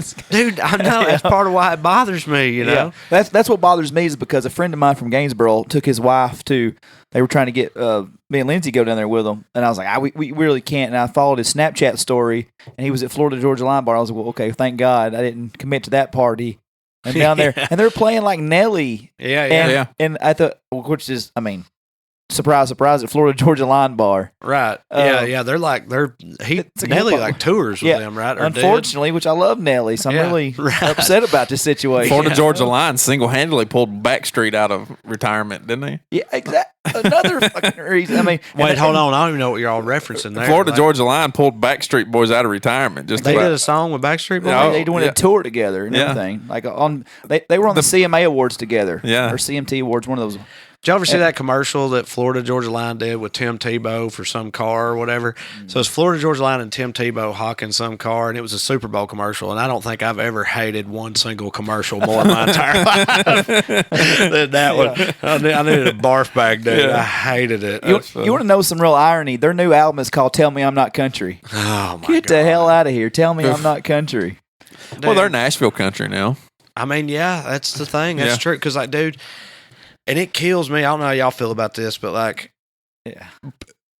almost everybody, the vast majority of most people, when they hear country music, that's what they think. Yeah, they think of that. Exactly. And that's which what is makes me sick. That's why they came up with Americana, right? So like when people in California are talking to me, they'll also a lot of times ask me, it's like, well, how do you feel about country music? And I'm like, I love country music. It's my favorite kind of music. You know, but it's not. But you think, but you don't know what country is. It's not what you think country is. It's probably what you call Americana. And then they'll be like, well, what is Americana? And I don't know, but my answer is always, as far as I can tell, Americana is just country music that is good. Yeah. Like if it's country and it's good, now it's Americana. Well, Tyler Childers says he just country music. He don't know what the hell Americana is. That Tyler Childers. I was there that night he said it. Dude, I loved that so much because that's exactly with it. his Colonel Sanders suit on with the fucking mud all up down his knees. Americana ain't it don't exist. I mean, like on the one hand, it's my favorite genre of music to most people because that's what everybody calls it. But like, that's country. They should have come up with a new name for the other shit. You know what I mean? Yeah. Americana is country music. Well, they call they have different styles of rock instead of rap. I mean, if they're going to be around, just give them the pop country or whatever, and give us whatever else that is. I don't maybe not pigeonhole to Americana because now that's the cool thing, right? Yeah, everybody's Americana. I with you, I hate it when people says I hate country music. Well, who's your favorite artist? Keith Urban's okay. I'm like, and I'm also like, I'm a traditionalist as it comes. I love my Hank Jr. and George Jones and Waylon Jennings records and everything else. But I've said it. If I've said it once on this show, I've said it 15 times. Country music is right now in the best shape it's been in over probably 2 decades. Yeah, absolutely. Because of the guys on independent labels and guys pushing through the internet. When you got Sturgill and Tyler Childers and Jason Isbell and Jason Eady and I'm forgetting so many guys right now. Stapleton's mainstream now, but y'all listen to American Aquarium or BJ Barham? I know who they are. He's great. They're awesome. Yeah, there's a lot of really great shit out there right now, but there's also I agree with Cody you. Jinks, Whitey Morgan, all these guys. I agree with you that country music is the best it's been in a long time right now, but it is also the worst it's been, like maybe ever, but like overall to most people's perspective, like when it comes to what country is, So I want to bring up something that I just seen today, actually, but because of all we linked in together. And I met this guy at the Americana Awards actually right before the show. You just had Tyler Mahan Co. on your podcast, which is the Well-Read podcast these guys put out. He does 2 phenomenal podcasts, the Cocaine and Rhinestones and was it Your Band? This is why your band sucks. Your band sucks or something like that. Your favorite band Your sucks. favorite band sucks, yeah. So I haven't got to listen to that, obviously, but I was just going down my Instagram feed today, and I thought it was something you guys had posted because I saw your logo, and I saw it was him. That's the hardest working son of a bitch on a podcast outside of Conrad Thompson. Right now. Yeah. How was that man. interaction? It was great, and he keeps it real. He's very, very, very passionate about this exact conversation. Like he hates Americana. Yeah. But it's from a similar standpoint as we're taking, because he's like, fuck Americana. I love country music. Of course, he's the son of David Allan Coe. Right. And we agree on that because, I mean, he hates all the same shit that we do, but he, his stance is refusing to give in to the Americana thing, but, as far as I'm concerned, I feel that same way, but it just at this point, it is what it is. You know what I mean? That's over and done. Fight a machine. Right, yeah. You're fighting a losing battle with that one. But I used to fight it all the time on Facebook. Every time the CMA awards were on, I was keyboard warrior.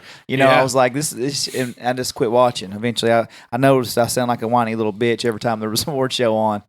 Well, they had a couple years ago, 2 or 3 years ago at the CMA Awards when Chris Stapleton did that thing with Justin Timberlake. Which was awesome, by the way. It was awesome. Yeah. And Stapleton won all those awards, and I saw so many people on Facebook being like, who is this dude? This dude just coming out of nowhere. I was like, no, he did not. That dude has been paying his goddamn dues for years with the Steel Drivers and then smoke-filled bars in Nashville or whatever and writing songs for other people. For everybody else. Stapleton's been doing it, but y'all don't know because you only care about this other bullshit. It's funny you say that because there's a Spillway bar in Bowling Green, Kentucky. And I've never been there, but there's been several artists play there. Shooter played there this summer with Justin Wells.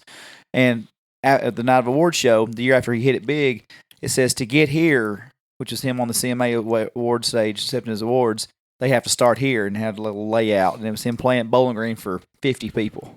Yeah. I mean, they all start that way.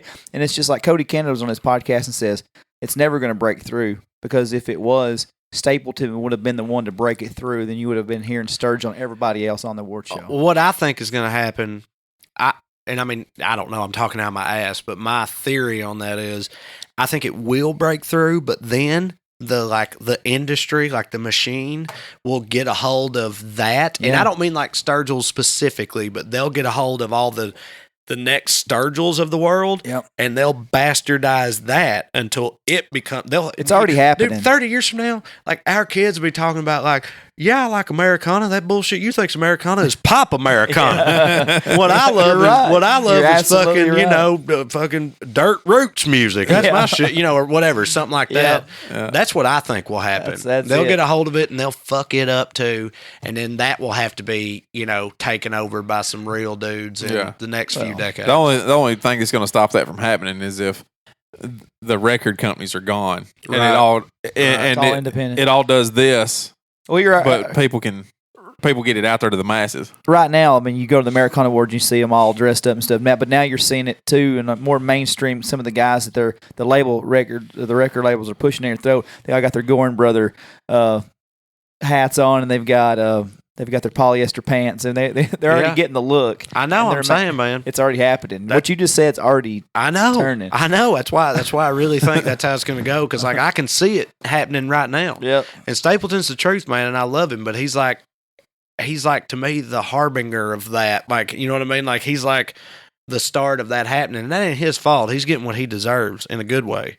But that's the direction that it's going, dudes. They're realizing what we're talking about. They're realizing that this is the future, and so what they're going to do is take the future and fuck it all up for everybody else. Is what's going to happen. I really want to get into that because we used to sit back in Cookville and talk about this. So yeah, that I don't know if it was you, but I remember specifically seeing Sturgill Simpson for the first time at a show in a greenhouse in 2012 when Shooter Jennings got on stage and said, "This is my dad's birthday, and you're gonna have a bunch of surprise guests, and you ain't gonna know anybody." And we watched that show. There was 6 of us, 5 or 6. It was Shooter on Waylon's 75th birthday with Jamie Johnson, of course.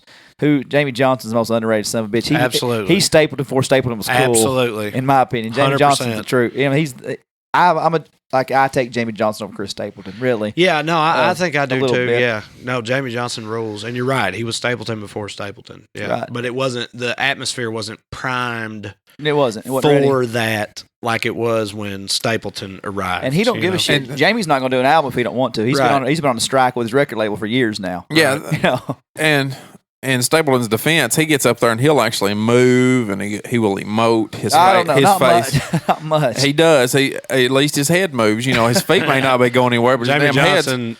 Jamie Johnson He's might a be statue. dead. Yeah. Right. Yeah. Jamie He Johnson may not be anybody, you know. Jamie Johnson and Chris Knight are very similar. I've watched Chris Knight I a love lot. Chris Knight. Chris Knight, you talk about not getting He's the a respect lot they older deserve, than man. you Well, that motherfucker was way ahead of his time. Way dude. ahead. He's Yeah, Way- like if he- 1910. If he was, if he's he, old as shit. If He he gonna was, get off if, Chris Knight. if Chris Knight was coming out right now, yeah. he'd be right up there with all these dudes. He's I think but he's just way before his time. I man. agree. He was on this show a year and a half ago, and I went and seen him at the Cumberland Caverns. And, I mean, he's the hardest interview we ever had. I mean, What is he like? Real like closed up? Like he don't want to. Until you start taking, like, towards the end, we start talking hunting and fishing and Yeah. stuff like that. he was opened working. DK was working. Yeah. I said, so I know John Prine and Steve Earle, like your top two influences. What was it about their music that you loved? And he went, and we're waiting on the other end. I'm like, and he said, I don't know. I just I really like their music. You know, he's Chris Knight. He's Yeah. toured. He's been everywhere. He's played everything, right? He goes out and surveys sites that they're going to put like train tracks or something through now, or I don't know what the hell it is, but I said, wow, that's a big step difference from what you used to do, being on stage and singing this and that. I really like my job. Okay. But he kills it on stage. I'd imagine. Yeah, I saw him not that long ago, probably like 4 or 5 years ago, something like that. I saw him at this tiny little bar in Knoxville that wasn't full, but I mean, I loved it. I thought it was great. Yeah. Y'all that song "Me and This Road" by Yeah. Chris Knight, dude, that was one of my number one jams in high school. Man, I love that damn song. First time I met him, I think it was the first time. No, first time I met him was at Barley's Tap Room in Knoxville. Yeah, Then the second time was at the Shed, and backstage I went back after it was over with my friend that works there, and I said, "Man, I heard about you from friends like in 1999, 2000 from Tompkinsville." He goes, "Yeah, I know where Tompkinsville's at." That's about all I got out of him. But man, he just. dude, I don't know what it was, and I didn't realize at the time that this wasn't everywhere. I've since come to find out that a lot of people never had heard about him or knew about him or whatever. But for some reason, when I was in high school in Salina specifically, he got like popular, like amongst the high school. Like, I remember my buddy Jonathan Frazier would like play his shit on the guitar and stuff at like our high school parties, sitting around the bonfire and stuff all the time. That song, It Ain't Easy Being Me, probably, or Frame. It Ain't Easy Being Me, No. was like the one that sort of introduced everybody to him. But then everybody we went to high school with got real into Chris Knight, including me. And I thought he had just had like a moment, like for everybody or whatever. But I found out like later, again, from talking to people like in other places that like, no, not necessarily. I mean, again, he'd had a good career or whatever as far as that goes. But I thought, from my perspective, he had a period there where he like had popped, Yeah. but that didn't really happen for the most part. It kind for of most people. plateaued, probably 2003. It plateaued for Right. him, really. I went to college in 2002, and we'd always have the college, the parties at my house. We'd have the Hank and Waylon, and I played in Easy Being Me. And JD from Eagleville, Tennessee goes, God, you know Chris Knight? He goes, see me frame, bitch. After that, and he started playing Dinosaur with us, and we started getting all this old school Hank Jr. that nobody else knew, Yeah, And, man. For some, Frame, Down the River, that's a great song. Yeah. It Ain't Easy Being Me. And dude, he's like, I mean, It's at so this point, it's probably been 6 or 7 years ago, but like a relatively recent one, he had this song called Nothing on Me. Do you know that song? Yeah. I love that damn song. He's still got it as far as I'm concerned. He was still just as great at the Cumberland Caverns in March as any time I've seen him. He's a great show. So everything has changed. What is kind of so you've been on Bill Maher, you've been on The View. What for me, and I was telling you this it's kind of funny because knowing you this entire time, I've never looked anything up of you. And then I didn't. Yeah, you didn't need to. Right. But today I was like, well, let's get some notes there just to make sure I know. And I've done all this in about 5 minutes, just kind of scribbling shit down. So I was like, I'll just type in Trae Crowder. I've never done this. And I Googled it, and I was like, whoa, you're literally everywhere. You're in Rolling Stone. You're on television. Morgan Freeman. Yeah. Called you. His favorite comedian. Yeah, that was wild. Now, tell me about that. I was sitting at the house with my wife. We were watching Game of Thrones or something. And I had, I'm in California now, so I'd eat me a weed gummy or whatever. And it was like just kicking in, and I started getting all these text messages like, Morgan Freeman just called you his favorite comedian or whatever. I was like, what the hell is this about? And I finally got a hold of the link and saw it. And it was a video on his own Facebook page where he was on his way to like the Oscars or something like that. Oscars or Golden Globes, some huge big thing. And he did an interview with his fans. So it's a video of him and his assistant or whatever is reading fan questions to him. And one of them was, what's your favorite comedian? And the way he answered the question, he was like, oh, I don't know. I'd have to really think about that because I want to make sure I give a good answer. I don't know. Then he got quiet for a minute and then he goes, oh, I know. Trae Crowder. And I just like stood up and just started like running around my house. I was like, what the fuck? You know, it blew my mind, man. And, and then very shortly after that, all that sexual assault stuff or whatever it was came out with Morgan Freeman. So that's about right. Yeah. He was supposed to be, and nobody had told us about it. It was supposed to be like a surprise, I guess. But we did a show in Oxford, Mississippi, because Morgan Freeman was from Mississippi in that general area, and he was supposed to be coming. He bought tickets and all this stuff, and he didn't show up. And they had told us that before the show. The people that run the place have been like, so Morgan Freeman, he had tickets and was coming, but he's not here. And we were just like, yeah, that checks out because all that shit had just happened. Yeah, we're like, yeah, I get it. He's probably laying low right now. But then we talked to like his dude afterward. Like some of his people still came, and that guy was like, and we didn't say that. We didn't say anything about like, oh yeah, I bet he stayed home. We didn't say nothing like that. But he brought it up. He was like, and it ain't because of that. That's not what it was. He just had a conflicting thing, whatever. Like, I don't know what it was, but the media's outside his damn house, right. But I still haven't met him in person. But I mean, yeah, dude, I really think that like. It don't get much bigger than exactly. Morgan Freeman. Okay, that's what I was about to say. Y'all check me on this because I told my wife about it that night. Tell me if you think I'm wrong about this. Like, I think there are people you could name who it would be as cool as Morgan Freeman saying that you're his favorite comedian.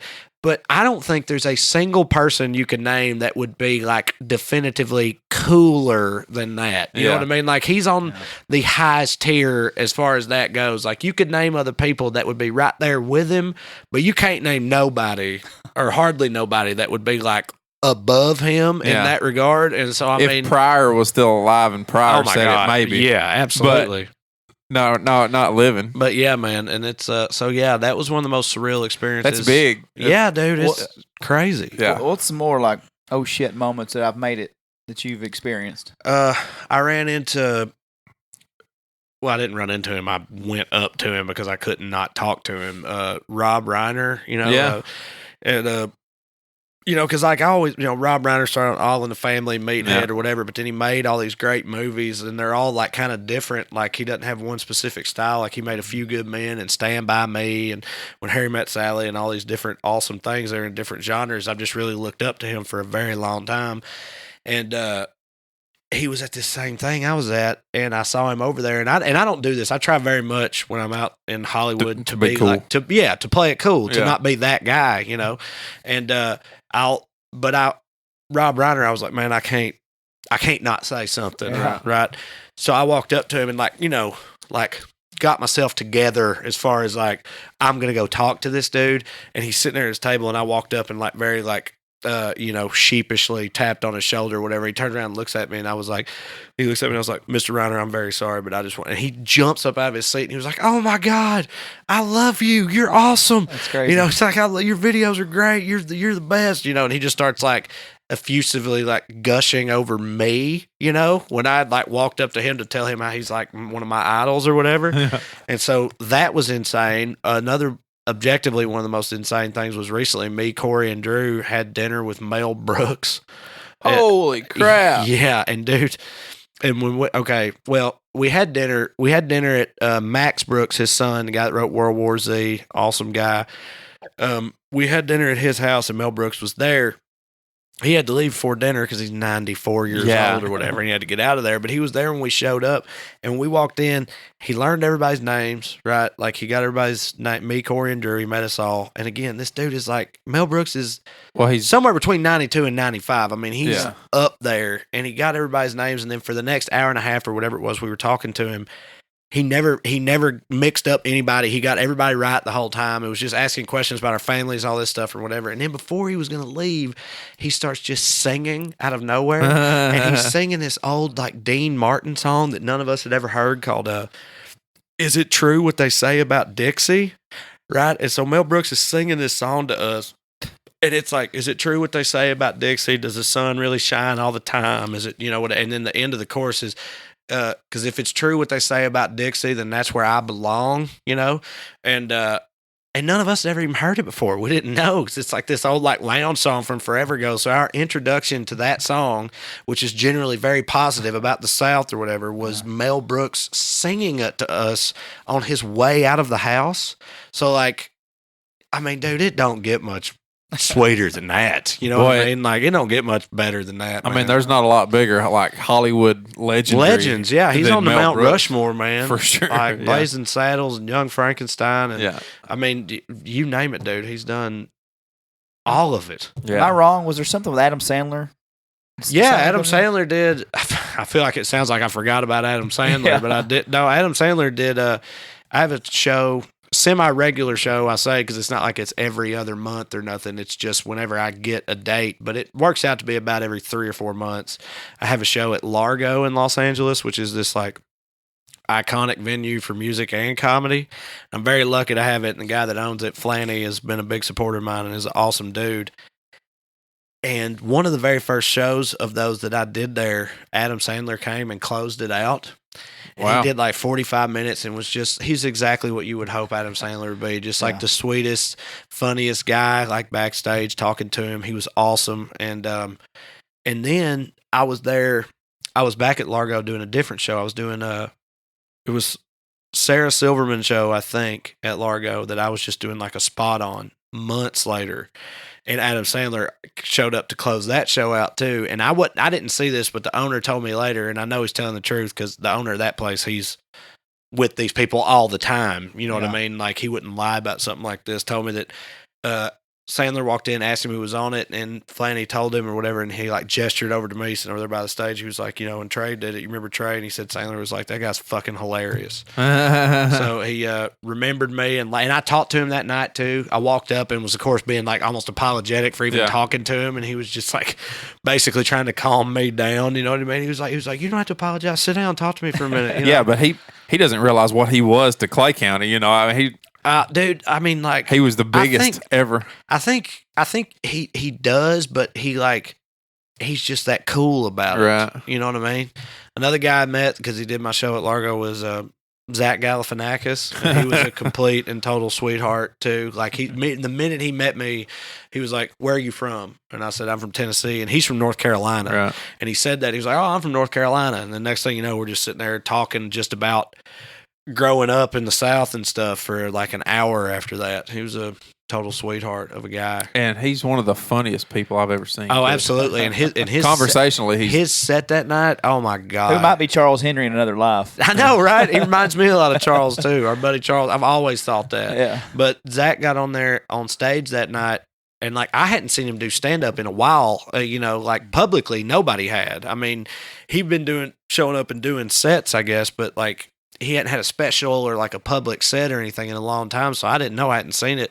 And I mean, he crushed, destroyed, and was killing me. He was so funny, man. Like, he still very much got it. It was awesome. Well, his Between Two Ferns. Oh, it's great. It's hilarious. Yeah, he's a very, That's one of the biggest things dude on the internet right now, too. Yeah. Yeah, it was awesome, man. Well, good deal. That's fun. That's fun stuff, man. Adam Sandler's big. Yeah, I mean, it don't get much bigger. Yeah, dude. to me, that's huge. Right? I sent. It'd be hard not to just walk up to him and go, "Hey, did you know you're Happy Gilmore? Hey, did you know you're Billy Madison? I didn't know if you knew that or not." I sent him I sent my mama a last year for Christmas because we didn't get to come home last year. I sent my mama one of those preloaded Visa gift cards, just money on it, but it was a custom made one, and on the front of it was me and Adam Sandler posing together for a picture. It's not a bad lie. Yeah, so that was pretty cool. You know what I found funny? I think it's awesome that your friends, your real friends, have supported you through all of this. And I know last year, and I talked to you, and I was going to try to get into Zanies because I was going to a Titans game, and you hooked me up, and I wasn't able to go. But how awesome is it that all your buddies that have stayed, you're talking about your Thompsons and your Key Daddies and you call, Duck and Shine and Big James, all them boys, Colby, you get all those guys down there. But I found a funny story from, and I forgot to mention porno. Only in Salina can you have a nickname. Of course, porno, yes. But I had one of those guys tell me that one of his sisters wanted to take a picture with you. He was like in awe, and he's like, "Dude, you went to high school with him. What do you mean? Will he take a picture with me?" It was porno. I wasn't going to tell the name. April Key apparently, and I said because they were just there this year too, this past Friday, and he said something about it, and I told her, I was like, "Are you serious?" Like, yeah, because me and porno actually didn't go to school together. He's older than me. Yeah, and I've known him for pretty much since I got out of high school. I've known him for forever. He's one of my best friends. I love him. But, like, his sister, though, she was a little bit older than me, but she was, like, a year or two older than me. So, I went to high school with her. I was in plays with her and stuff in theater, you know what I mean? And, I said the same thing. I was like, you... yeah, like, What do you mean? Right, what do you mean? Like, just come up and take a picture with me. It's fine. I don't know why you even want a picture with me, but, we can totally do that. It's got to be cool when you have those shows, and those probably mean a little bit more when you're home. Obviously. Yeah, absolutely. The Zanies shows, they're homecoming shows. Cassie Scott, great. Yeah, Cassie Scott. She's been to a lot of. I think every one of them, man. Really? I think so. I cannot. Not every show of every weekend, but every time we're in Nashville, she's there, and Knoxville too, a couple times, I believe. I can't believe I've not been there yet. I don't know. Last year I was coming, but then like my friend of mine from Bristol met me, and it seems like the last story you told about that you stood him up. I'm not.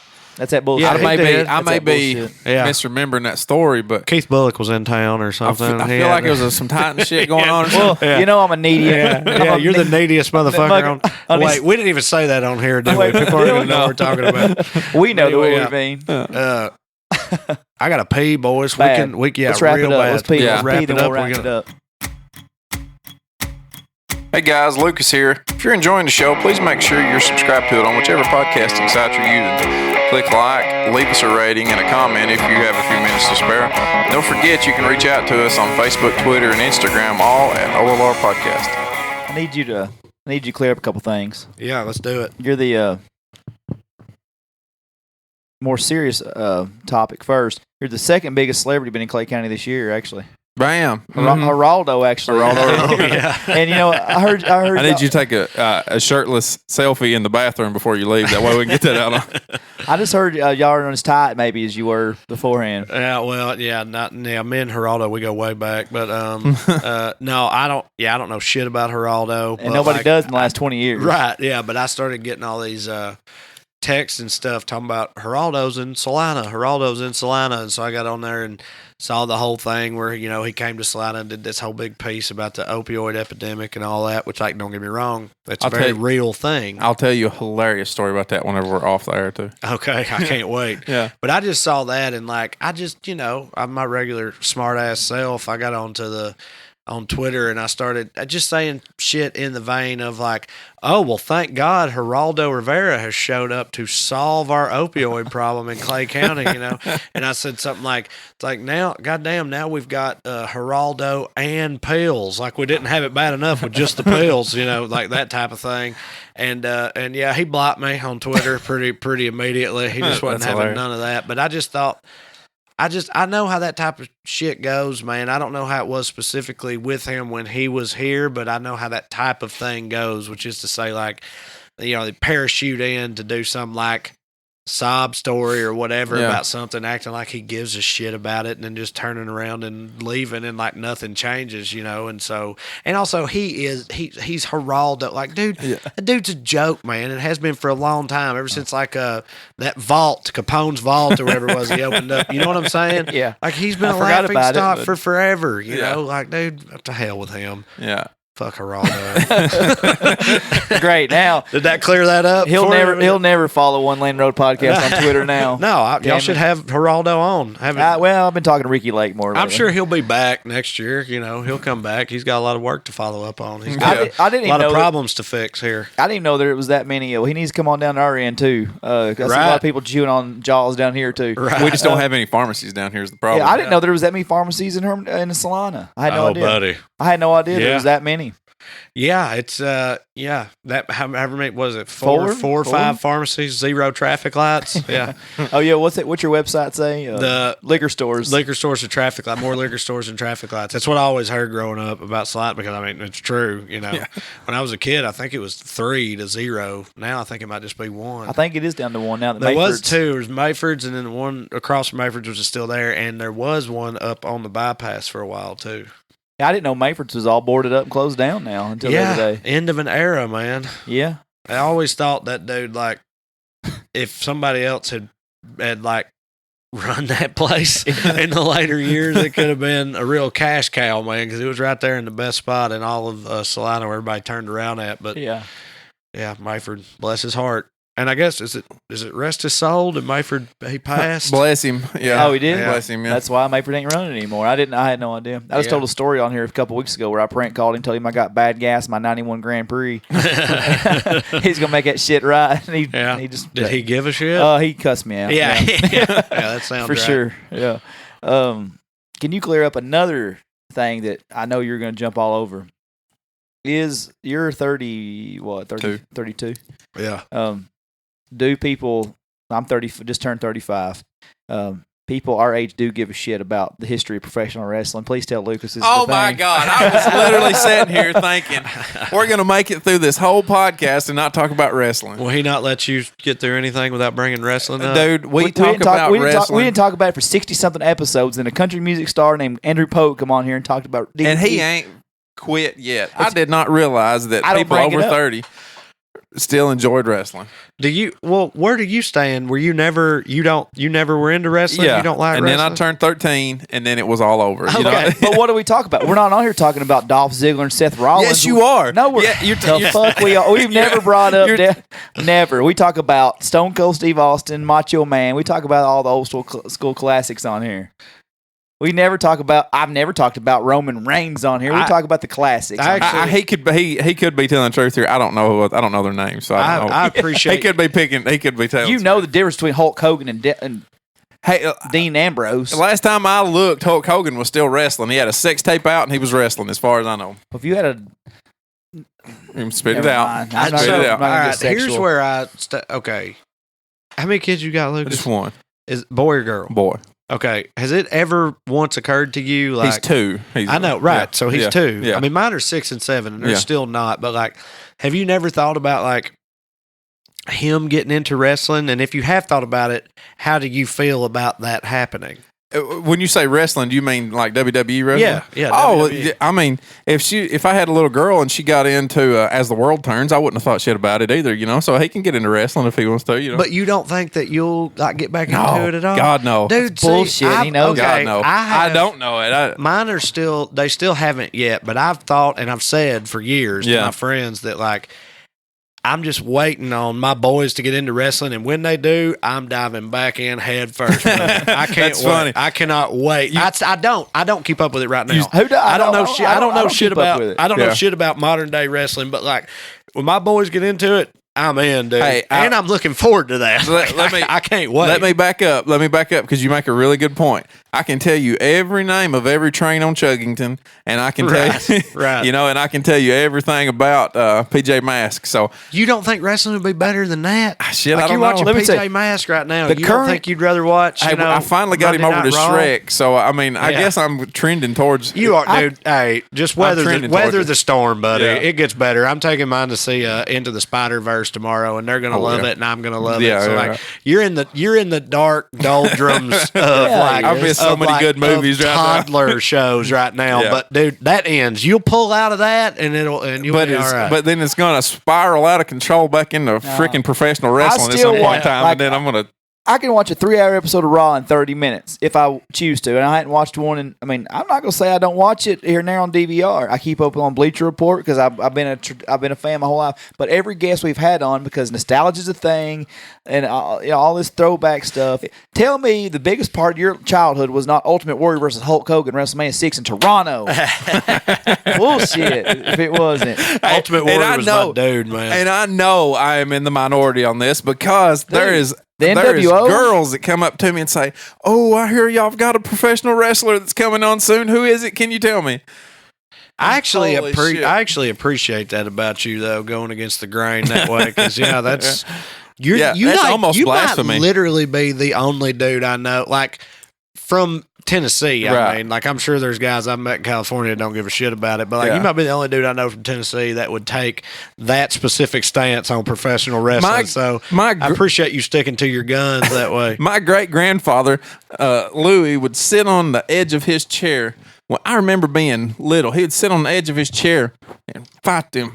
He'd get up there and fight them, All the old folks. Yeah. That's why it had to be the best to be a bad guy pro wrestler in the South in the 80s before it came out that the shit wasn't real. Yeah. You could have the crowd in the palm of your hands. you Well, know. and he had the only television for, with like 25 houses. So everybody'd come over there and Louis be. man.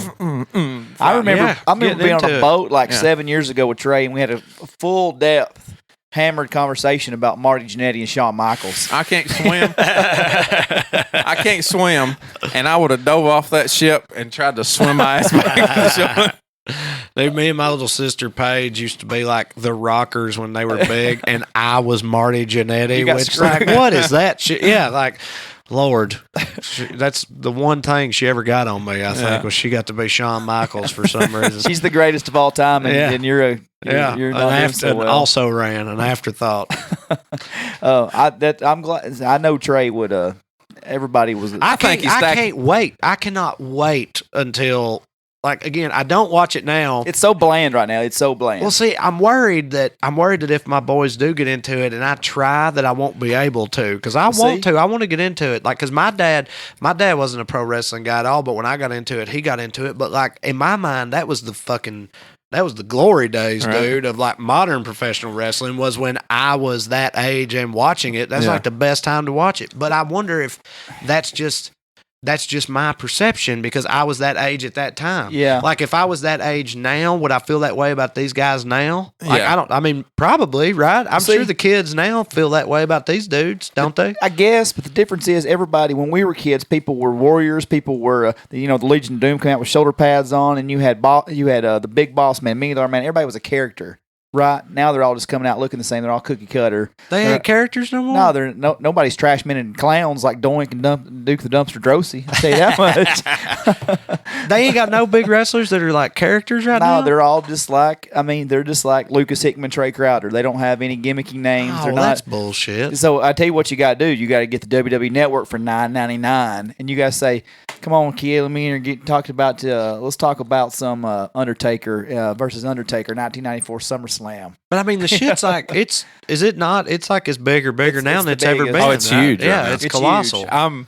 I'm more impressed with Vince McMahon having taken that to $1 billion industry, Yeah. than I am anything about it. Absolutely. The worst two things that happened, though, is when WCW went out of business in 2001, and it killed the competition, and then Vince took the company public around the same time, 2000, 2001. It's just not been the same Have since. y'all seen that? And I hesitate to even bring this up because I don't remember the specific examples, but I just remember on the note of what you just said about Vince McMahon.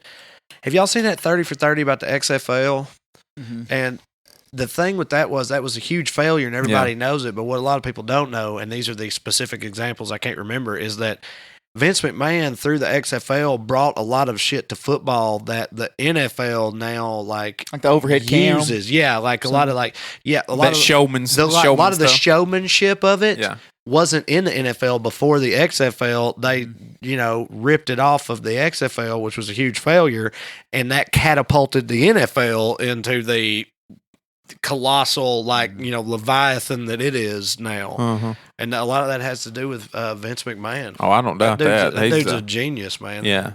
And Jack to be 70 years old. Yeah. Just Jack. Yeah, I mean, Still. Is he only 70 now? 70. no, he's He got to be older than that. 72, maybe. He's not very my friend. For real? He's aged tremendously. I would have less. guessed. If you just said, how old is Vince McMahon, I'd have said over 80 years old. Yeah, he's just 70. born in 45. 73. 73. I'll Ain't be that damned. something? Don Yeah. Asbury. Testosterone's a hell of a drug. Yeah. Well, now he was juicing for several years with his boys. Well, That's what no I'm saying. shit. No shit. When you're on the cover of Muscle and Fitness magazine when you're 61, Yeah. it's my friend Don Asbury was out in L.A. Not too long ago. He went to Survivor Series and was sitting in his hotel bar, and the bartender said, "Don't freak out, but Vince McMahon just walked behind you." So he got to have a little brief encounter with Vince McMahon. He said he was completely different, like the outlandish character he is on TV. So he was very soft spoken. Look at that. That's when How old is he right there? That was in 2000. Yeah, that was in 2006. Yeah, motherfucker was juice. Oh, yeah. Sure. Yeah, you don't get this is what's referred to as a Cialis vein. Yeah. Talking about the dick. Yeah. He's a big boy. He is a big boy. And see, here's the other thing that you don't do without some good steroids. You don't grow after your 40s. See, here he is. I don't know. Are you telling me the Rock's on some stuff right now? That's exactly right. I'm not See, here he that. is like 50, and then there he is at 60. He's bigger. You can't grow after 40. Not like that.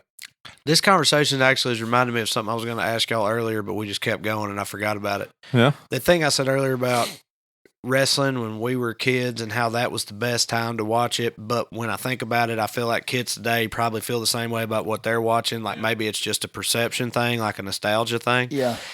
How do y'all feel about like 90s country music when it comes to that debate? Meaning like Same. That's almost the exact same debate. Right? like if we were adults then, or if the shit that was playing on the radio now was what we listened to then, would we listen to it and be like, this is fucking trash garbage, this ain't fucking country music? Or is there truly, because I feel like there's something different about that. It's not that it was better then, popular country was better then than it is now, in my opinion, by a mile.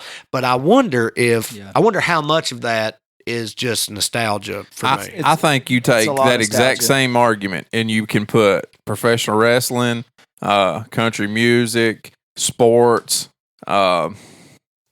cartoons, movies, anything in that, and have the exact same argument about it. You know, I think it's all about when we grew up. But see, I think like music or with movies and that type of thing, though, I feel like to me, there's no doubt about that it's the opposite. Meaning, like, I think all the times about my sons growing up and watching all these damn Marvel movies and all the new Star Wars movies and all that stuff. And I think about like the movies we had when we were kids, and I liked a lot of them, but like they don't touch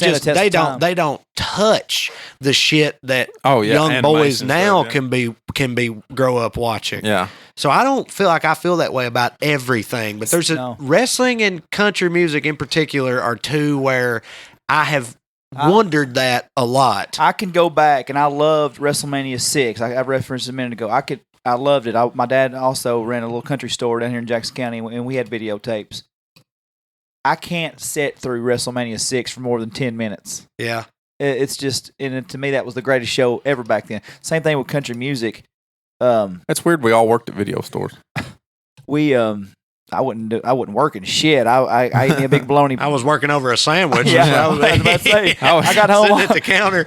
Yeah, I was working some Doritos. You're damn right. I was slinging tapes and carrying coffee out whenever I was there. Hell no. About 4:15 every day out of Herman Springs School. Bologna sandwich, barbecue chips, and a Dr. Pepper with my fat ass. Yeah. Country music in the 90s. When I hear something on the radio now, I'm thinking this is pretty corny.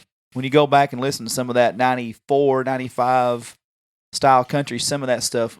Without a doubt. But do you still not think that it's like at least more country sounding than like the popular country that's out there today? It was corny, but it was corny in a country It was way, the stuff you line dance to at Cotton Eye Joe. Dude, some of that shit today, man, I swear it don't. I don't even know how it's classified as country other than it's like it's a country artist doing it, so you're told this is country music. Yeah. But there's nothing about it. If you close your eyes, there's nothing about some of it that even sounds fucking country to me. I just think it's another iteration, right? It started out Waylon, and then there's an iteration, then an iteration. It gets to 90s. That's where we sound like, or where I'm thinking of, and then that doesn't sound like Waylon, but it's, more country. But then umpteen more iterations, and it don't sound shit like country anymore, but it's just a natural progression of it. So that's just what I think of it, which is like wrestling and all that other shit. Because I think of Yokozuna and Diesel whenever I think of wrestling. And I know that's some corny shit. Ball for life, Kevin Nash is what he was referring to. You're damn right. Yeah, I know. No, you're right. I mean, but I mean, wrestling, and again, this is just maybe my bias, my nostalgia bias, but like wrestling feels like it should be corny. Like DK was saying a minute ago, it's like all the guys today, I guess, I don't know, but like you were saying, 100%. they're all just like, they're just dudes. Like it's They're just just their dudes. names. They don't have these crazy characters and stuff. And to me, that's a damn shame because it is like a soap opera. It is like it's a show they're putting on. So like it should be wild as hell, in my opinion. Yeah, it'll never. There's two big boom periods in our lifetime in wrestling. You had the 88 through 90 Hogan Warrior Savage boom that also was being Ric Flair on the other company. Then you had the time we were teenagers when it was raging hormones. And you had Stone Cold drinking beer and flipping off people. You had Sable's titties out everywhere, and Triple H and Shawn was telling you The to suck Rock, it. son, And the most Rock. electrifying man in entertainment. I mean, that's the two boom periods. Right? Absolutely. And now you can still go back. But and are watch they them. not in a boom right now? Like objectively, this bigger is than the ever. biggest it's Bigger ever than been, ever. right? And it's boring as hell. And maybe that's because I'm an adult now. I don't know, but I think it's because it's the same promo.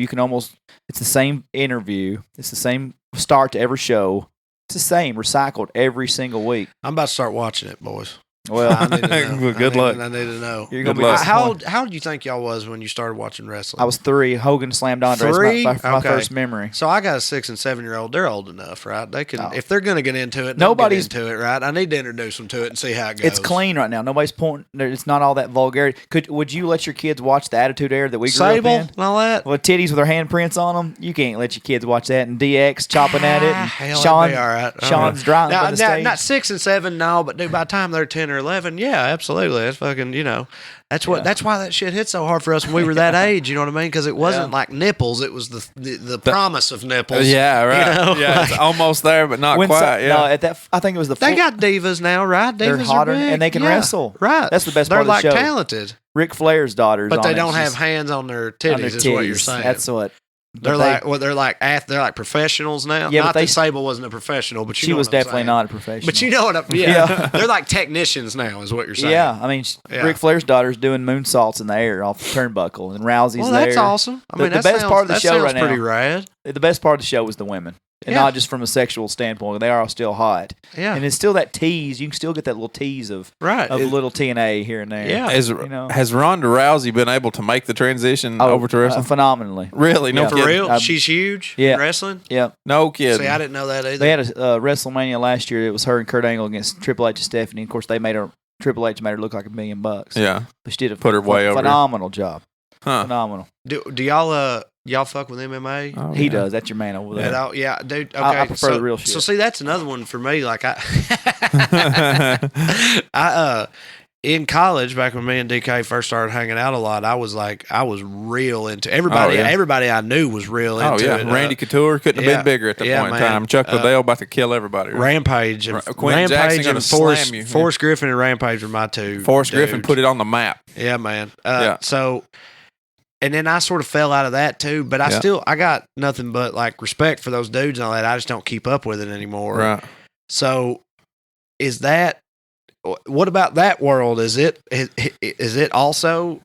It's like also bigger than it's ever been, right? It's Yes. like continued the trajectory that whole time, ain't it? Yes and no.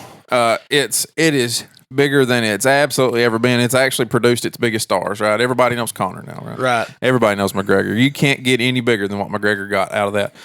Rowdy Ronda Rousey, it don't get any bigger than what she did. She run off and did movies and all that stuff. So it's huge. And was it WMA or WME or whatever it is bought it? Oh yeah. And bought the whole thing. Yeah, so William Morris, yeah. it's got money behind it like crazy. It's bigger than it's ever been.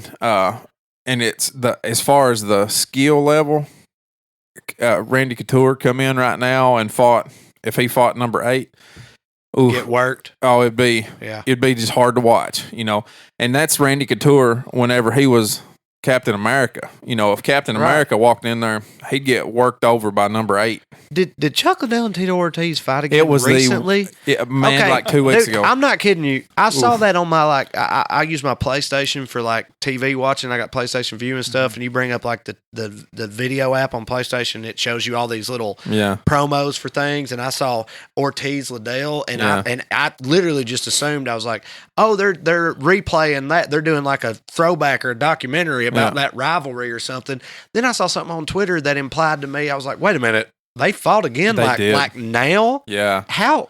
Why? Where did that come from? Golden Boy. How did that go? It went horribly. It got put on by Golden Boy, which is Oscar De La Hoya. Oscar De La Hoya, yeah. Yeah, so he put it on there, come out coked up, didn't know anything about anybody, couldn't tell you who all the other fighters were. No, he was out.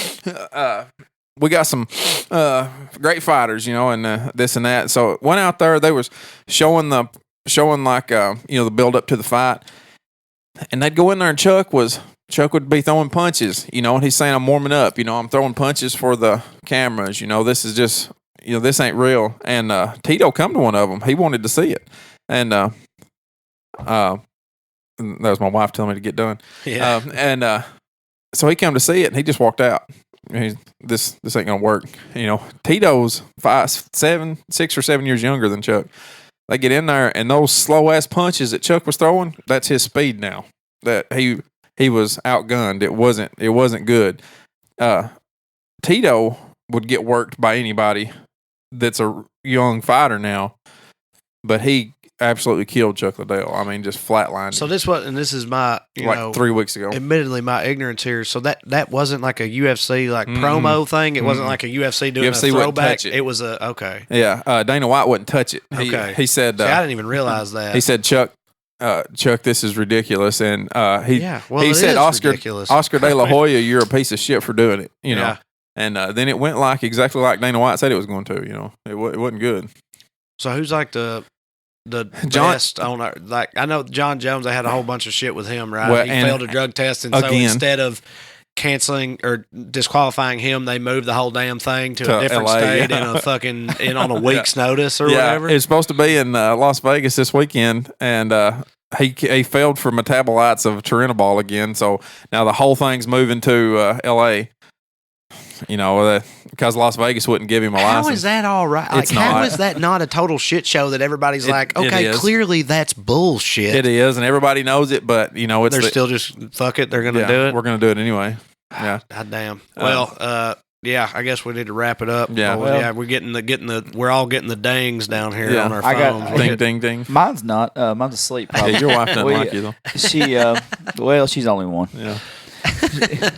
Preach. So I'll see you this Sunday. The Titans' playoff chances are winning. You're in automatically. Buddy, oh my God, I can't wait. There's 3 scenarios. Oh, right? I know. The stakes are real high, and the best part about it is by the time kickoff comes that night, we'll know exactly what the stakes are. Because it's the last game of the season, so everybody else will have played, so we'll know the situation exactly by the time the Titans kick off. Because they could get the 2 seed, so they could get a first round bye and everything. So potentially up and downs this season's been for the Titans with all the injuries, and they keep surmounting every single week. I mean, it's crazy. You lose your right tackle, you lose your starting cornerback, you lose your best defensive player overall last week, Jarrell Casey. Yeah, that's a brutal loss. That's a brutal loss. That's equally as You tell me the season, you went in the last game of the season without Delaney Walker and without Jarrell Casey, and Marcus Mariota's, up in the air. So there's win against the Colts, and they're in the playoffs no matter what. They win with a Houston loss, they win the division. Mm-hmm. They win with a New England, Baltimore, and Houston loss. Houston loss, yeah. They're the first round bye and second seed. I mean, it's crazy. But like I said, the injuries. Yeah. Injuries be damned. Andrew Luck be damned. 10-0. Never lost to the Titans. Andrew Luck hasn't. We swept them last year with Jacoby Brissett. But I'll tell you what, and we talked about this on the way down here, Trae and I did, how Nashville's the destination city. And, me and you've talked about it several times where so many people come from out of town to party in Nashville. That place is going to be rocking. They've already made it a Code Blue game. Okay. So 69,000 people. It's going to be a sellout. I'm already predicting it's going to be close to a sellout. It's a primetime game, like you said. Me, Godwin, Sunshine. He's bringing 50 people with him. Yeah, buddy. Don Asbury, what do you think? You think we're going to... I'll tell you what I think is going to happen, and, don't hate me for saying this. I'm just being honest with you. Titans being what they are and me being a fan for as long as I have, this is what I think will happen. All that shit you said that needs to happen in our favor, it will all happen. Yeah. The Texans will lose. Damn Patriots will lose. Ravens will get beat by the Browns. All that'll happen. And then we will get beat by the Colts in the most hilariously absurd and ridiculous fashion you can even imagine. I can't even come up with a scenario right now that will rival what will actually be the thing that loses us that game. But that's what I expect to happen. Everything we need to break our way will break our way, and we'll have them right where we want them, and then we will fuck it up. That's what I expect to happen. I hope I'm wrong, but that's what I expect to happen. True Tennessee fan, battered spouse syndrome. Absolutely, buddy. Absolutely. I'm going to do it all right, and they're going to beat me again. Yeah, it don't matter. Before. There was another It has happened before. It's happened multiple times before. Vince Young's rookie year when he showed out and everything, we started out 0-5 and he came in, did all the shit he had to do. We needed all this shit to happen for even get a wild card, all this crazy shit, big upsets and stuff, and they all happened, and we got beat by like the fucking Jags in week 17 and missed the playoffs. And it's happened more than once, dude. Andrew Luck really has their number. Bottom line. And they're completely healthy, and we're not. I don't want to be let down. My tickets are going for triple face value right now. The Titans are hot right now, but the Colts are red hot. Yeah, man. they are. They're 7-1 in their last 8. Andrew Luck's doing Andrew Luck shit. It's I tell you what, we have got to get Derrick Henry going early and keep him going the whole time. Yeah. That game against the Redskins last week at the half, Derrick Henry had 6 carries or whatever, and I was screaming at my TV, give him the fucking ball. And in the fourth quarter, they started giving him the ball, and we took the game over and won the game. Like, he's going to have to... He's going to have volume carries. He's going to have to get him going and keep him going, and we got a shot. Otherwise... we're fucked. But I expect it to be some ridiculous bullshit. That's what I expect. All right, man. Well, boys, we've covered it's so a lot much. of fun, Trae. Thank y'all so much, man. This has been just as much fun as I expected it to be, which is to say a whole lot. This has been great. Plug all your stuff. Yeah, man. it's like give us where we can find you. If y'all are still listening, I'm going to assume you don't completely hate me. So if not, you should check out Well Read. That's RED. It's like Well Redneck. Y'all get it. It's a pun. Well Read it's comedy. WellReadComedy.com, and you can find ticket links, tour dates, book, all that shit is all one-stop shopping. And then on Twitter and Facebook and all that's just my name, Trae Crowder. So holler at me, and I'll see you in 2019. And anybody that's listening to us for Trae tonight, we really appreciate you. You can go back to our links. They're good boys. We're good Keep fellers. listening to them. They're good boys. Any of this down home Bless shit their hearts. Any of this down home shit that you think you can relate to, a lot of our shows are just that. Sometimes we'll have multiple eclectic guests, but sometimes it's just us talking about our lives here in Clay County and Jackson County. And of course, one of the premier pro wrestling podcasts that you can find out there right now. Thanks to Luke Hickman. Lucas Hickman, one of the number one pro wrestling commentators in the game. I'm going to be in here one day just breaking it down, and I'm going to have to tell everybody, say, no, you're wrong, you're off on this. When Roman Reigns he's coming back, he's going to beat leukemia, and he's going to come out of it. He's going to win it. We hope next week, as long as everything goes as my emails are saying, we should. You're going to have to talk it next week. I'll talk it. I'm going to brush up on some. So, man, once again, that's Trae Crowder. Everybody knows him, Liberal Redneck, Trae Crowder. You can find him all over the sites, as he said. Buddy, I appreciate you joining us. And goddamn right, man. Glad to be here. I've had a good time. All right, tighten up. Thanks for listening, everybody. Skew. I was wondering.